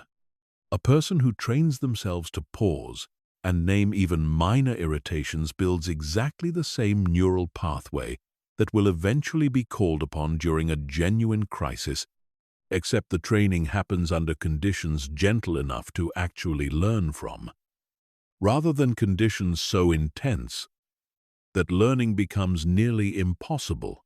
The third daily habit is a brief evening reflection, looking back honestly over the day and noticing, without harsh self-judgment, where reactivity showed up and where regulation held. This is not about generating guilt over imperfect moments. It is about building the kind of honest self-awareness that allows genuine improvement over time. The same way any skilled practitioner in any field reviews their performance afterward, not to punish themselves, but to notice patterns and refine their approach going forward. Over weeks and months, this simple evening habit tends to reveal patterns a person would otherwise never notice. Specific people, specific situations, specific times of day when reactivity tends to spike, information that becomes enormously useful once it's actually visible rather than remaining a vague, unexamined blur. The fourth habit, and one of the most powerful, is deliberately choosing at least one small voluntary discomfort each day, not as self-punishment, but as genuine practice in staying regulated while something mildly uncomfortable is happening. This might be a cold shower. It might be a brief, uncomfortable conversation that has been avoided. It might be sitting with boredom for a few minutes instead of immediately reaching for a phone. The specific discomfort matters far less than the underlying practice. Staying present and regulated while something uncomfortable, but not actually dangerous, is occurring. This trains the nervous system directly, teaching it through repeated real experience rather than abstract belief, that discomfort can be tolerated without needing to escape it immediately, which is precisely the skill required when a genuine crisis eventually arrives and escape is not an available option. It's worth being honest that none of these habits are dramatic or exciting on their own.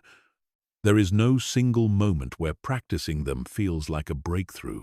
Their power comes entirely from consistency, from being repeated so often that they quietly become the new default operating mode, rather than a conscious effort. This is, in fact, exactly how the old reactive patterns were built in the first place, through years of repetition, mostly unconscious. Replacing them requires the same mechanism: deliberate repetition, simply pointed in a new direction.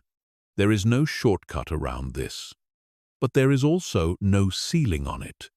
A person who commits to these small daily practices consistently, over months and years, does not merely manage their emotions slightly better.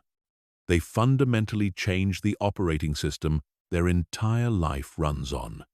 It also helps to track this practice somewhere visible rather than trusting it purely to memory, since memory tends to be unreliable, particularly memory of one's own emotional patterns, which is often quietly distorted by whichever mood happens to be present at the moment of reflection. A simple daily note, even a single sentence, capturing one trigger noticed and one response chosen, builds over weeks into a genuinely useful record, one that reveals real patterns of progress that might otherwise go completely unnoticed, simply because change of this kind tends to happen too gradually to be felt directly day by day, becoming visible only when looking back across a longer stretch of accumulated evidence.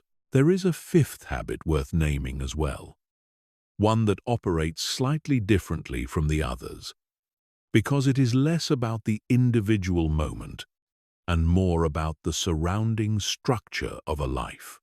This is the habit of deliberately building in genuine recovery time, real, protected periods where the nervous system is allowed to fully stand down, not merely in the sense of physical rest, but in the sense of stepping away entirely from the sources of ongoing low-grade stress that tend to accumulate invisibly across a demanding week.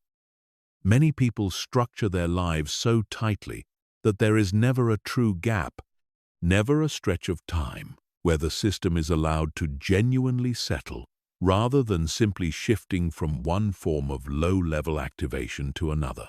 Building in this kind of real recovery, whether it is a weekly unplugged afternoon, a regular walk with no agenda attached, or simply an evening genuinely protected from obligation, is not indulgence. It is maintenance, exactly the kind an engine requires if it is expected to keep performing reliably under repeated load. It is worth adding a final note on how these 5 habits interact with each other, because they are not meant to function as an isolated checklist so much as a single, mutually reinforcing system. Better sleep supports a calmer morning check-in. A calmer morning check-in makes small triggers throughout the day easier to catch and name. Catching and naming small triggers throughout the day produces richer, more useful material for the evening reflection. Honest evening reflection makes voluntary discomfort feel less threatening and more like deliberate practice. And genuine recovery time restores the capacity to keep doing all of the above consistently, rather than burning out on the effort after a few enthusiastic weeks. None of these habits needs to be practiced perfectly to be valuable. What matters is the direction of the pattern, repeated consistently enough, over a long enough stretch of time, that the nervous system itself begins to change in response. Chapter 12. The Identity Shift. Becoming someone who can't be rattled. There is a point in this work where something shifts beyond simply having better tools and techniques, a point where a person's actual sense of who they are begins to change. This is the identity shift, and it is, in many ways, the deepest and most durable outcome of everything covered so far in this audiobook, because techniques alone, however well practiced, remain fragile if they are not eventually absorbed into a person's core sense of self. Understand how identity actually functions in human behavior.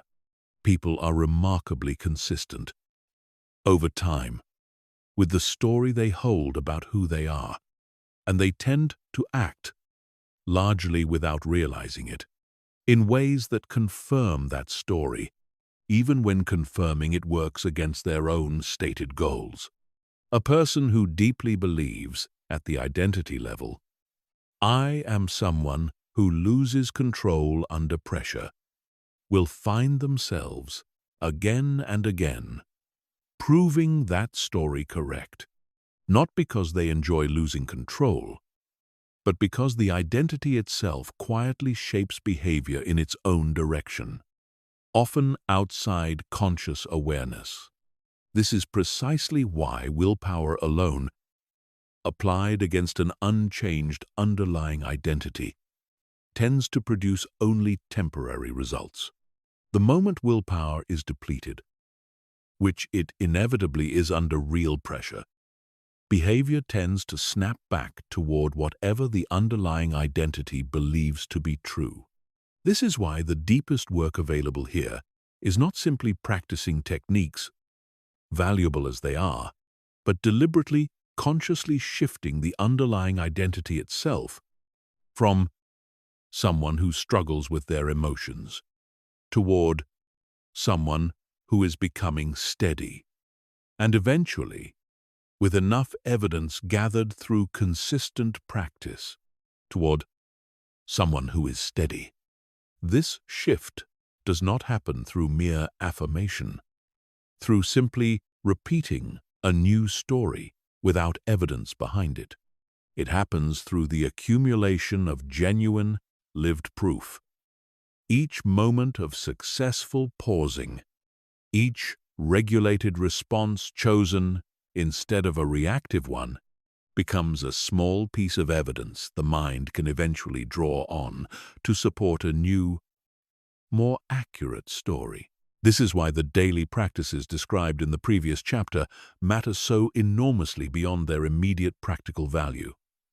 Each successful pause is not simply useful in that single moment.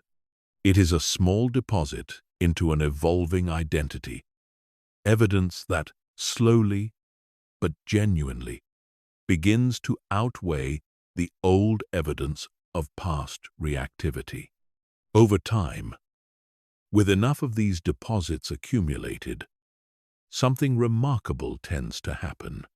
A person stops having to consciously remind themselves to pause before reacting, because pausing has quietly become part of who they understand themselves to be, requiring no more active effort than any other deeply held aspect of identity. There is a useful way to think about how quickly an identity can genuinely shift, and it involves being honest about the difference between insight and evidence. A single moment of insight, suddenly understanding why a certain trigger carries so much charge, or recognizing a pattern that's repeated for years, can feel enormously significant, even transformative. In the moment it happens. But insight alone rarely shifts identity on its own. Identity shifts through evidence, specifically through repeated, lived instances of behaving differently than the old story predicted. This is why someone can read an entire book or listen to an entire audiobook, gain genuine, valuable insight from it, and still find themselves reacting in old, familiar ways the very next time a real trigger arrives.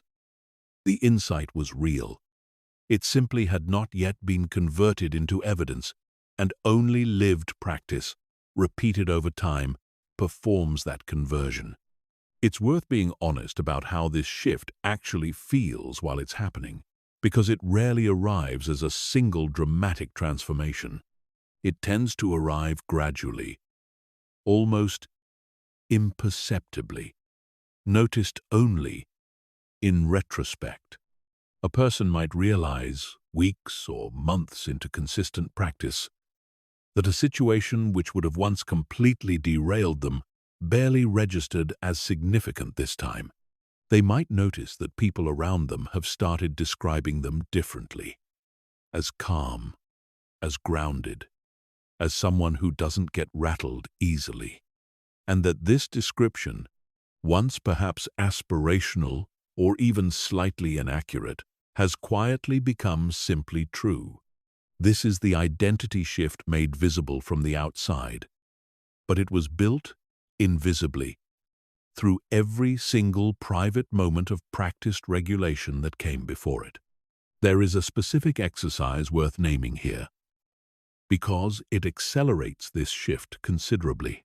At the end of each day or each week, deliberately recall and name specific moments where steadiness was chosen over reactivity, however small those moments were. This is not self-congratulation for its own sake. It is the deliberate collection of evidence, actively building the case for a new identity in the same way a lawyer deliberately builds a case with specific, concrete facts rather than vague impressions. Most people never do this. They notice their failures vividly, replaying reactive moments with painful clarity, while their successes pass by almost unnoticed, absorbed without any deliberate acknowledgement. This creates a badly skewed internal record, one weighted heavily toward evidence of instability. Deliberately correcting that imbalance by consciously noticing and naming the moments of genuine steadiness is one of the most powerful and most overlooked tools available for accelerating real identity change. There is one more layer to this shift worth naming directly, because it tends to surprise people once they notice it. As the identity of steadiness solidifies, the situations that once felt overwhelming often don't simply become easier to handle. They frequently stop registering as threatening in the first place. This is not denial or numbness. It is the natural consequence of a nervous system that has, through consistent practice, genuinely recalibrated what counts as an emergency. A criticism that once triggered hours of spiraling might now barely register as worth a second thought. This is not because the person stopped caring. It is because their baseline sense of internal safety has grown sturdy enough that far fewer things are capable of threatening it. It is worth acknowledging directly that this identity shift can, at times, feel disorienting to the people around a person going through it, and this deserves gentle attention rather than being ignored.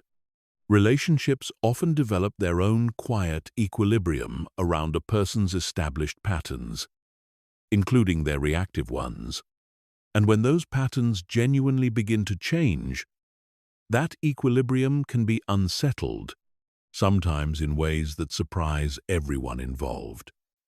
A partner, accustomed to a certain reactive dynamic, might at first not quite know how to respond to a newly steady version of someone they've known for years.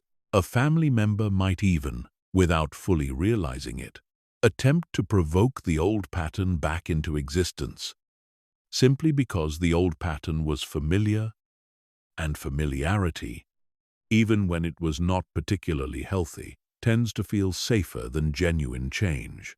Understanding that this kind of friction is a normal, temporary part of the process, rather than evidence that something has gone wrong, helps enormously in staying the course through it. This identity shift, once it has genuinely taken hold, also tends to change how a person relates to future setbacks before they even happen. There is a quiet, background confidence that begins to develop. Not the naive confidence that nothing difficult will occur, but a more grounded confidence in one's own capacity to meet whatever does occur.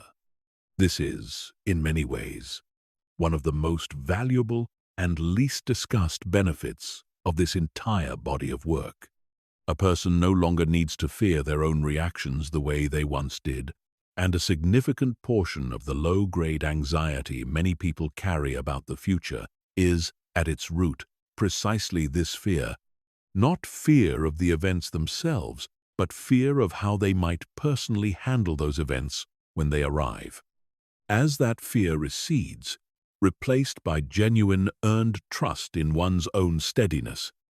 An entirely different relationship with uncertainty becomes possible, one built on capability rather than dread. Chapter 13. Emotional Control as a Quiet Superpower. How unshakable people lead and influence others. There is a particular kind of influence that has nothing to do with authority, title, charisma, or persuasive skill in the conventional sense, and everything to do with a single, quiet quality: the ability to remain steady when everyone else around you is losing their composure.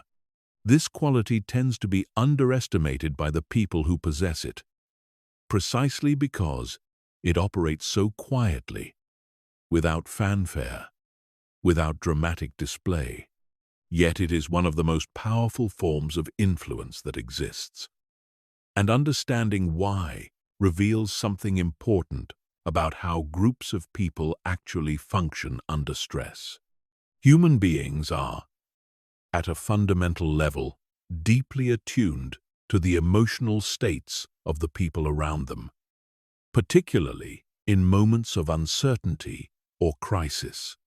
This tendency, often described as emotional contagion, means that a group's collective emotional state tends to organize itself around whoever displays the strongest, most consistent signal, and in moments of genuine chaos, that signal is very often panic, because panic is loud, visible, and contagious, in exactly the way calm rarely manages to be, purely because calm tends to be quieter and less immediately attention-grabbing.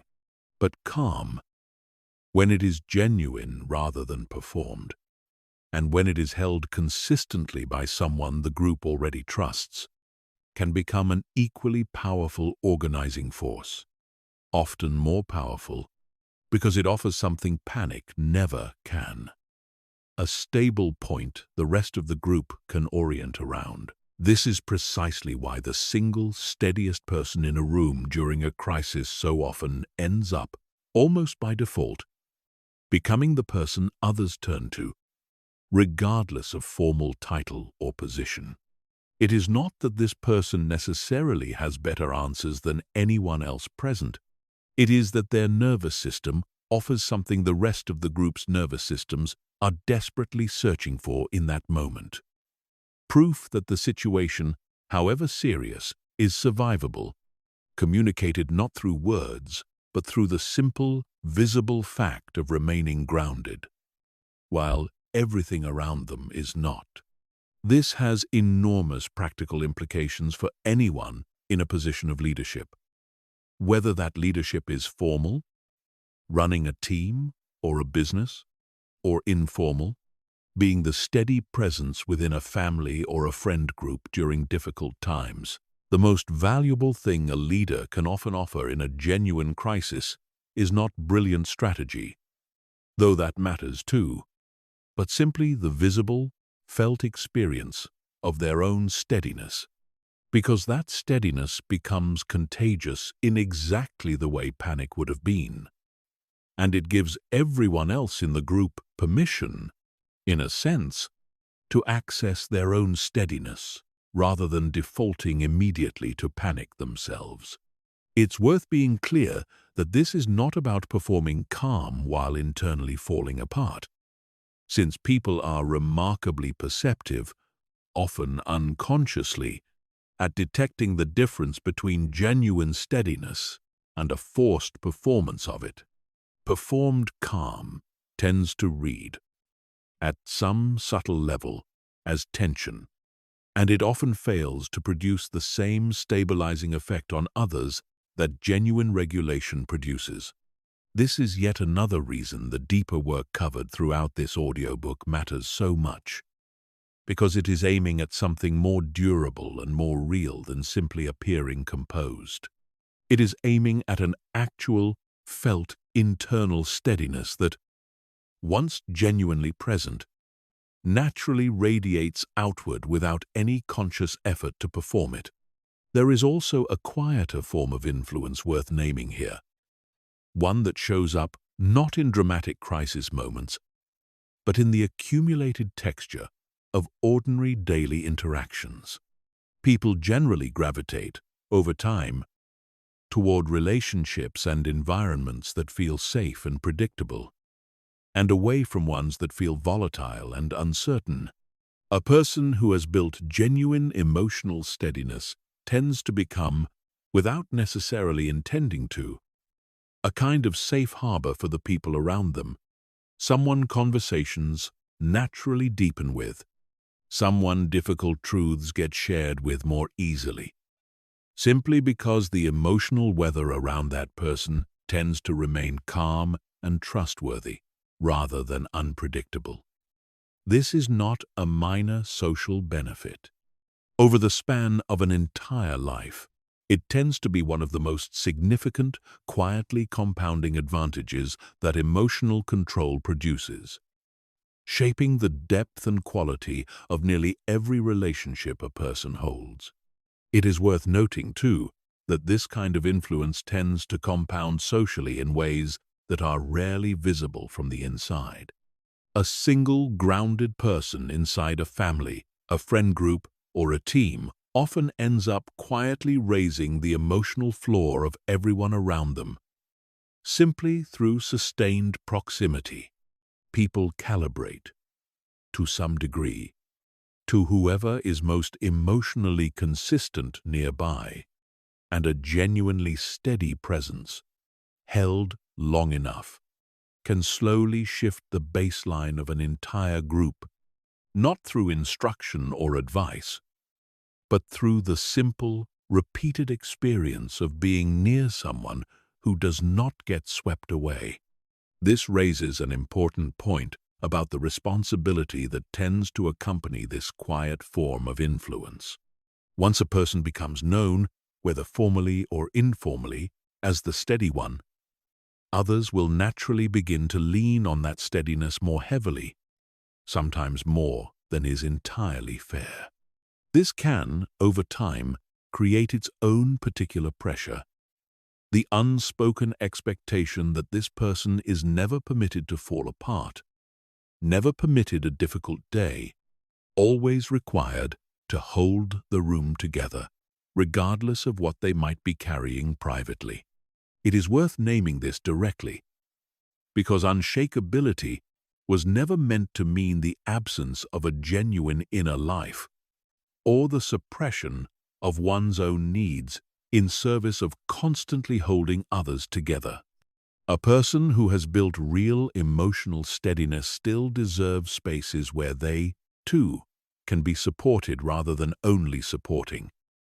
And part of sustainable influence involves communicating honestly, at times, that even the steadiest presence in the room has its own limits and its own need for care. There is also a specific kind of influence worth mentioning that operates in professional and leadership contexts, especially, sometimes called steady-state decision-making. Teams facing genuine uncertainty, a shifting market, an unexpected setback, a project in crisis, tend to make measurably better collective decisions when the person guiding the conversation is visibly regulated rather than visibly anxious. Because anxiety in a leader tends to narrow the group's collective thinking, pushing everyone toward defensive, short-term reactions, while genuine calm tends to widen the group's collective thinking, making space for more creative, longer-term strategic options to even be considered in the first place. This is not a minor leadership technique. It is, in many well-documented cases, one of the single clearest differentiators between organizations that navigate genuine crisis well and organizations that make their situation measurably worse through panicked, poorly considered decisions made under unmanaged collective stress. Chapter 14. When you slip, rebuilding after a bad reaction. No matter how much progress is made, no matter how many months or years of consistent practice have gone into building genuine emotional steadiness, there will still be moments of slipping. This needs to be said plainly and without hedging, because an unrealistic expectation of perfection is one of the most common ways people quietly sabotage their own progress in this work. Somewhere along the way, everyone reacts more sharply than they intended, says something they regret, or loses their composure in a moment they had hoped to handle differently. This chapter exists because what happens immediately after a slip matters just as much, arguably more, than the slip itself. The first, and often hardest, step is resisting the pull toward harsh self-judgment in the aftermath of a reactive moment. This might sound counterintuitive, since it would seem that strong self-criticism should motivate better behavior going forward. In practice, the opposite tends to be true. Harsh self-judgment after a slip tends to trigger exactly the same threat response covered earlier in this audiobook, flooding the nervous system with stress rather than calming it, which paradoxically makes future reactivity more likely, not less, because a nervous system already stretched thin by self-directed criticism has fewer resources available for genuine regulation the next time a trigger arrives. Self-compassion in this specific context is not indulgence. It is a practical requirement for the nervous system to actually be able to learn and improve, rather than simply accumulating shame that erodes the very stability being worked toward. This does not mean slips should be waved away without any honest accounting. There is an important middle path here, distinct both from harsh self-punishment and from dismissive avoidance of responsibility. This middle path involves clear, honest acknowledgement of what happened, without the added, unhelpful layer of moral condemnation. Something like, "That reaction wasn't aligned with who I'm working to become, and I understand why it happened. And here's what I want to do differently," rather than either "I'm a terrible person for reacting that way," or "It's fine, it doesn't matter." The first response spirals into shame that blocks learning. The second avoids the discomfort needed for genuine growth. The middle path, honest but compassionate accountability, is where actual change tends to happen. The second critical step after a slip, when the slip has affected another person, is genuine repair, addressed briefly in an earlier chapter, but worth expanding on directly here. Genuine repair involves specific acknowledgement of what happened and its impact, rather than a vague, generic apology offered mainly to end an uncomfortable moment quickly.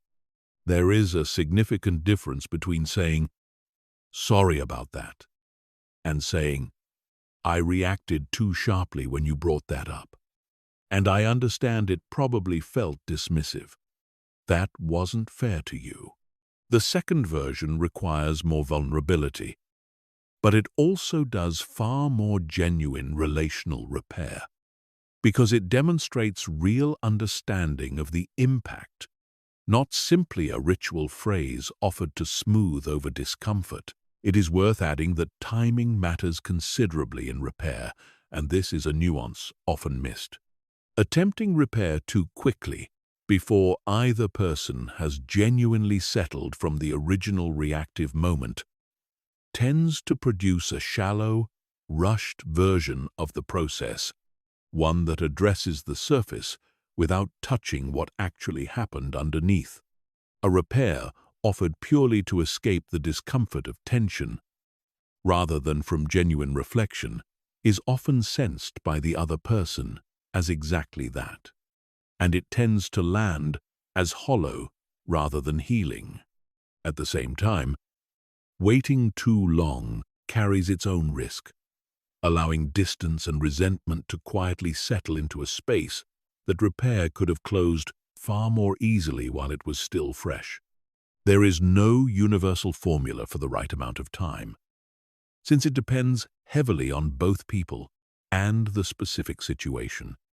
But the general principle worth holding is this: repair works best when it is offered from a place of genuine, settled reflection, not from panic about the tension itself, and not so delayed that the moment has gone cold. The third step, and perhaps the most valuable for long-term growth, is treating every slip as usable information rather than simply as a failure to move past quickly.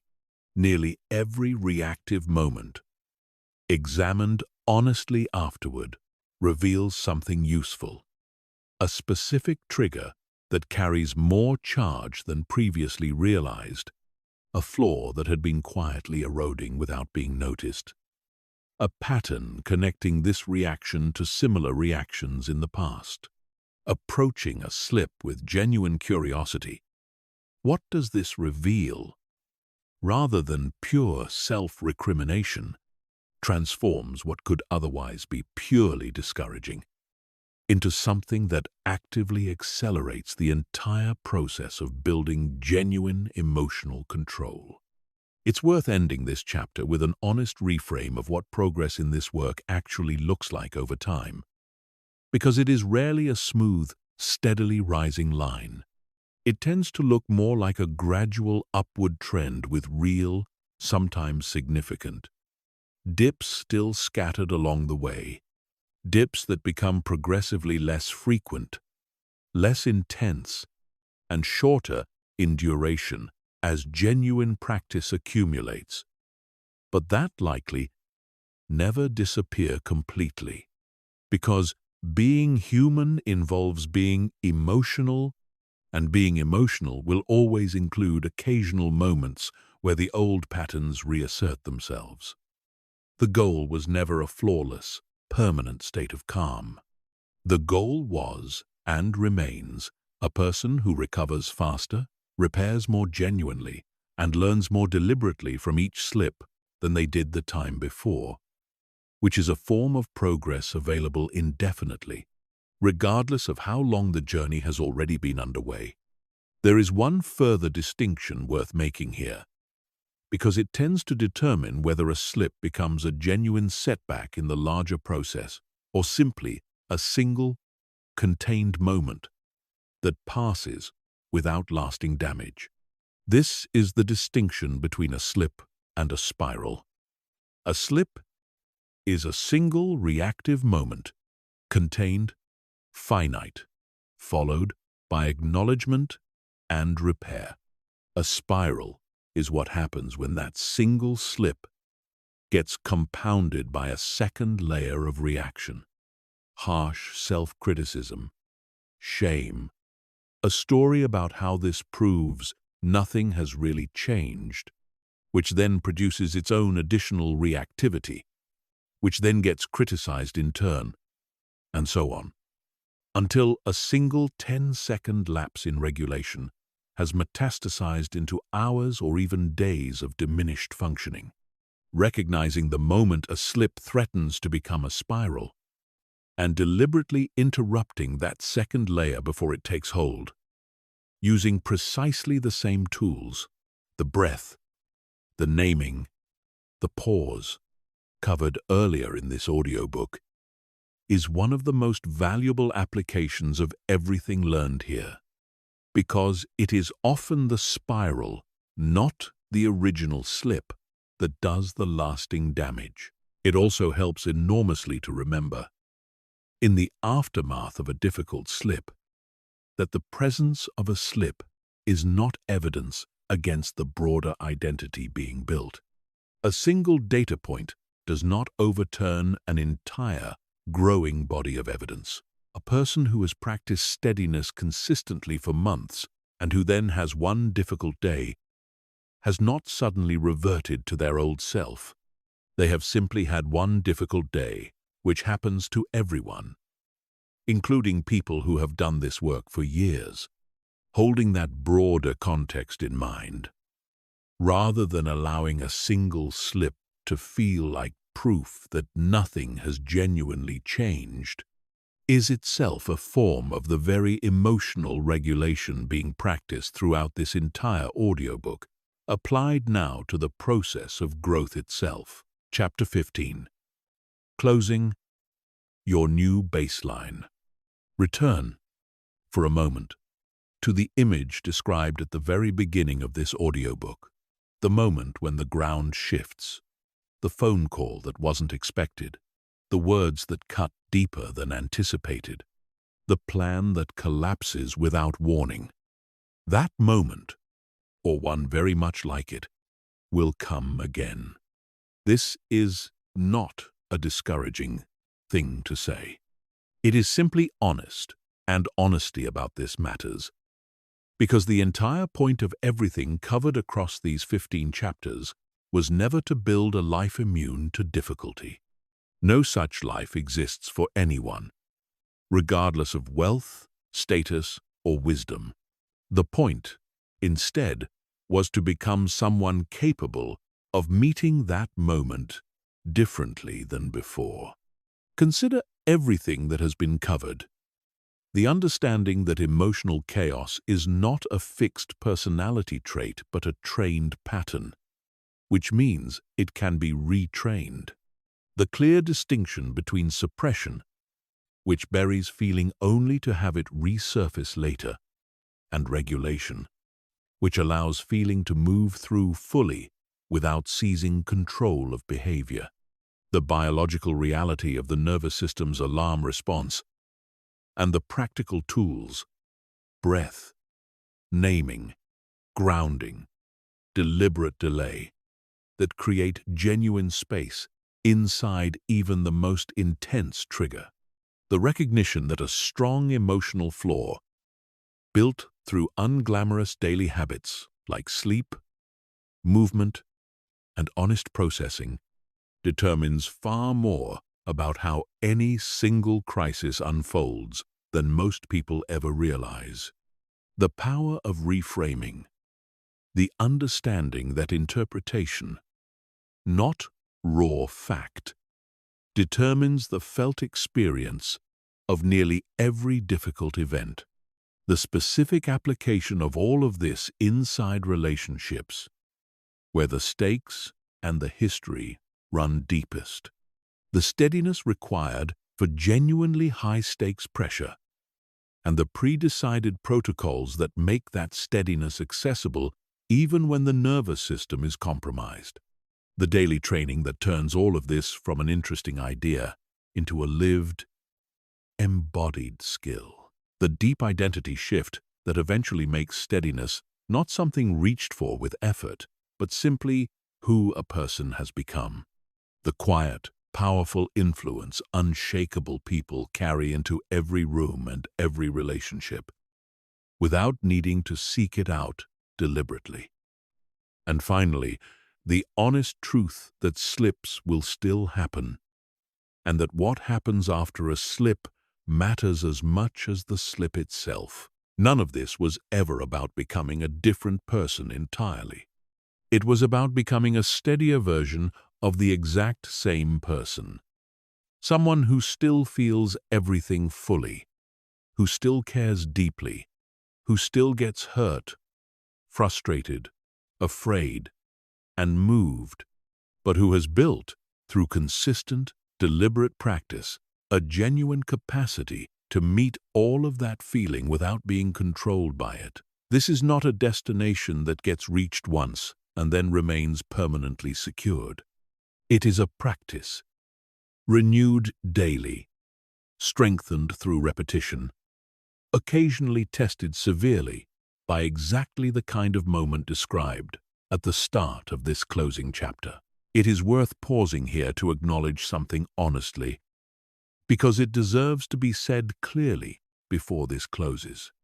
Everything covered across these 15 chapters represents real work, sustained over time. And there is no version of this transformation that happens instantly or effortlessly. There will be entire weeks where the old patterns feel more present than the new ones, where progress feels invisible, where it seems reasonable to wonder whether any of this is actually taking hold beneath the surface. This is normal, and it is worth naming directly so that it does not become, in itself, a reason to abandon the practice. Deep, lasting change of this kind rarely announces itself with a dramatic before and after moment. It arrives quietly, revealed gradually in 1,000 small moments that, taken individually, hardly seem to matter, but that, taken together, over months and years, add up to something that genuinely does.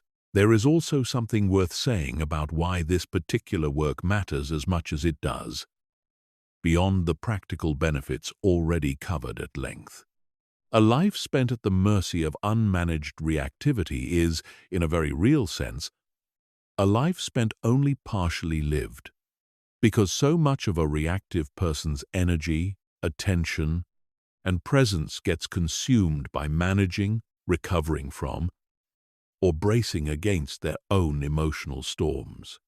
Every hour spent replaying a reactive moment with regret, every relationship strained by unpredictability, every opportunity lost to an impulsive decision made in a moment of heightened emotion, represents a portion of life that could have been spent differently, more fully, more presently. Building genuine emotional control does not merely prevent bad outcomes.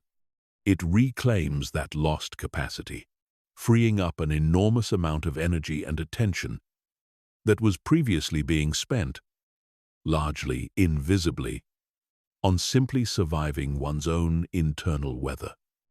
That reclaimed capacity can then be redirected toward everything that actually matters: deeper relationships, clearer thinking, more deliberate choices, and a quieter, steadier sense of being genuinely present in one's own life rather than constantly recovering from it. Here is what can be carried forward from everything covered here. The next time the ground shifts, and it will, there is now a wider space available between whatever triggers that moment and whatever happens next. Inside that space lives everything this audiobook was truly about. The breath that can be taken before responding, the pause that can be honored rather than rushed past, the story being told about the event that can be examined rather than automatically believed, and the choice, always available no matter how difficult the circumstance, of who to be in the middle of it. That choice was never about controlling the chaos itself.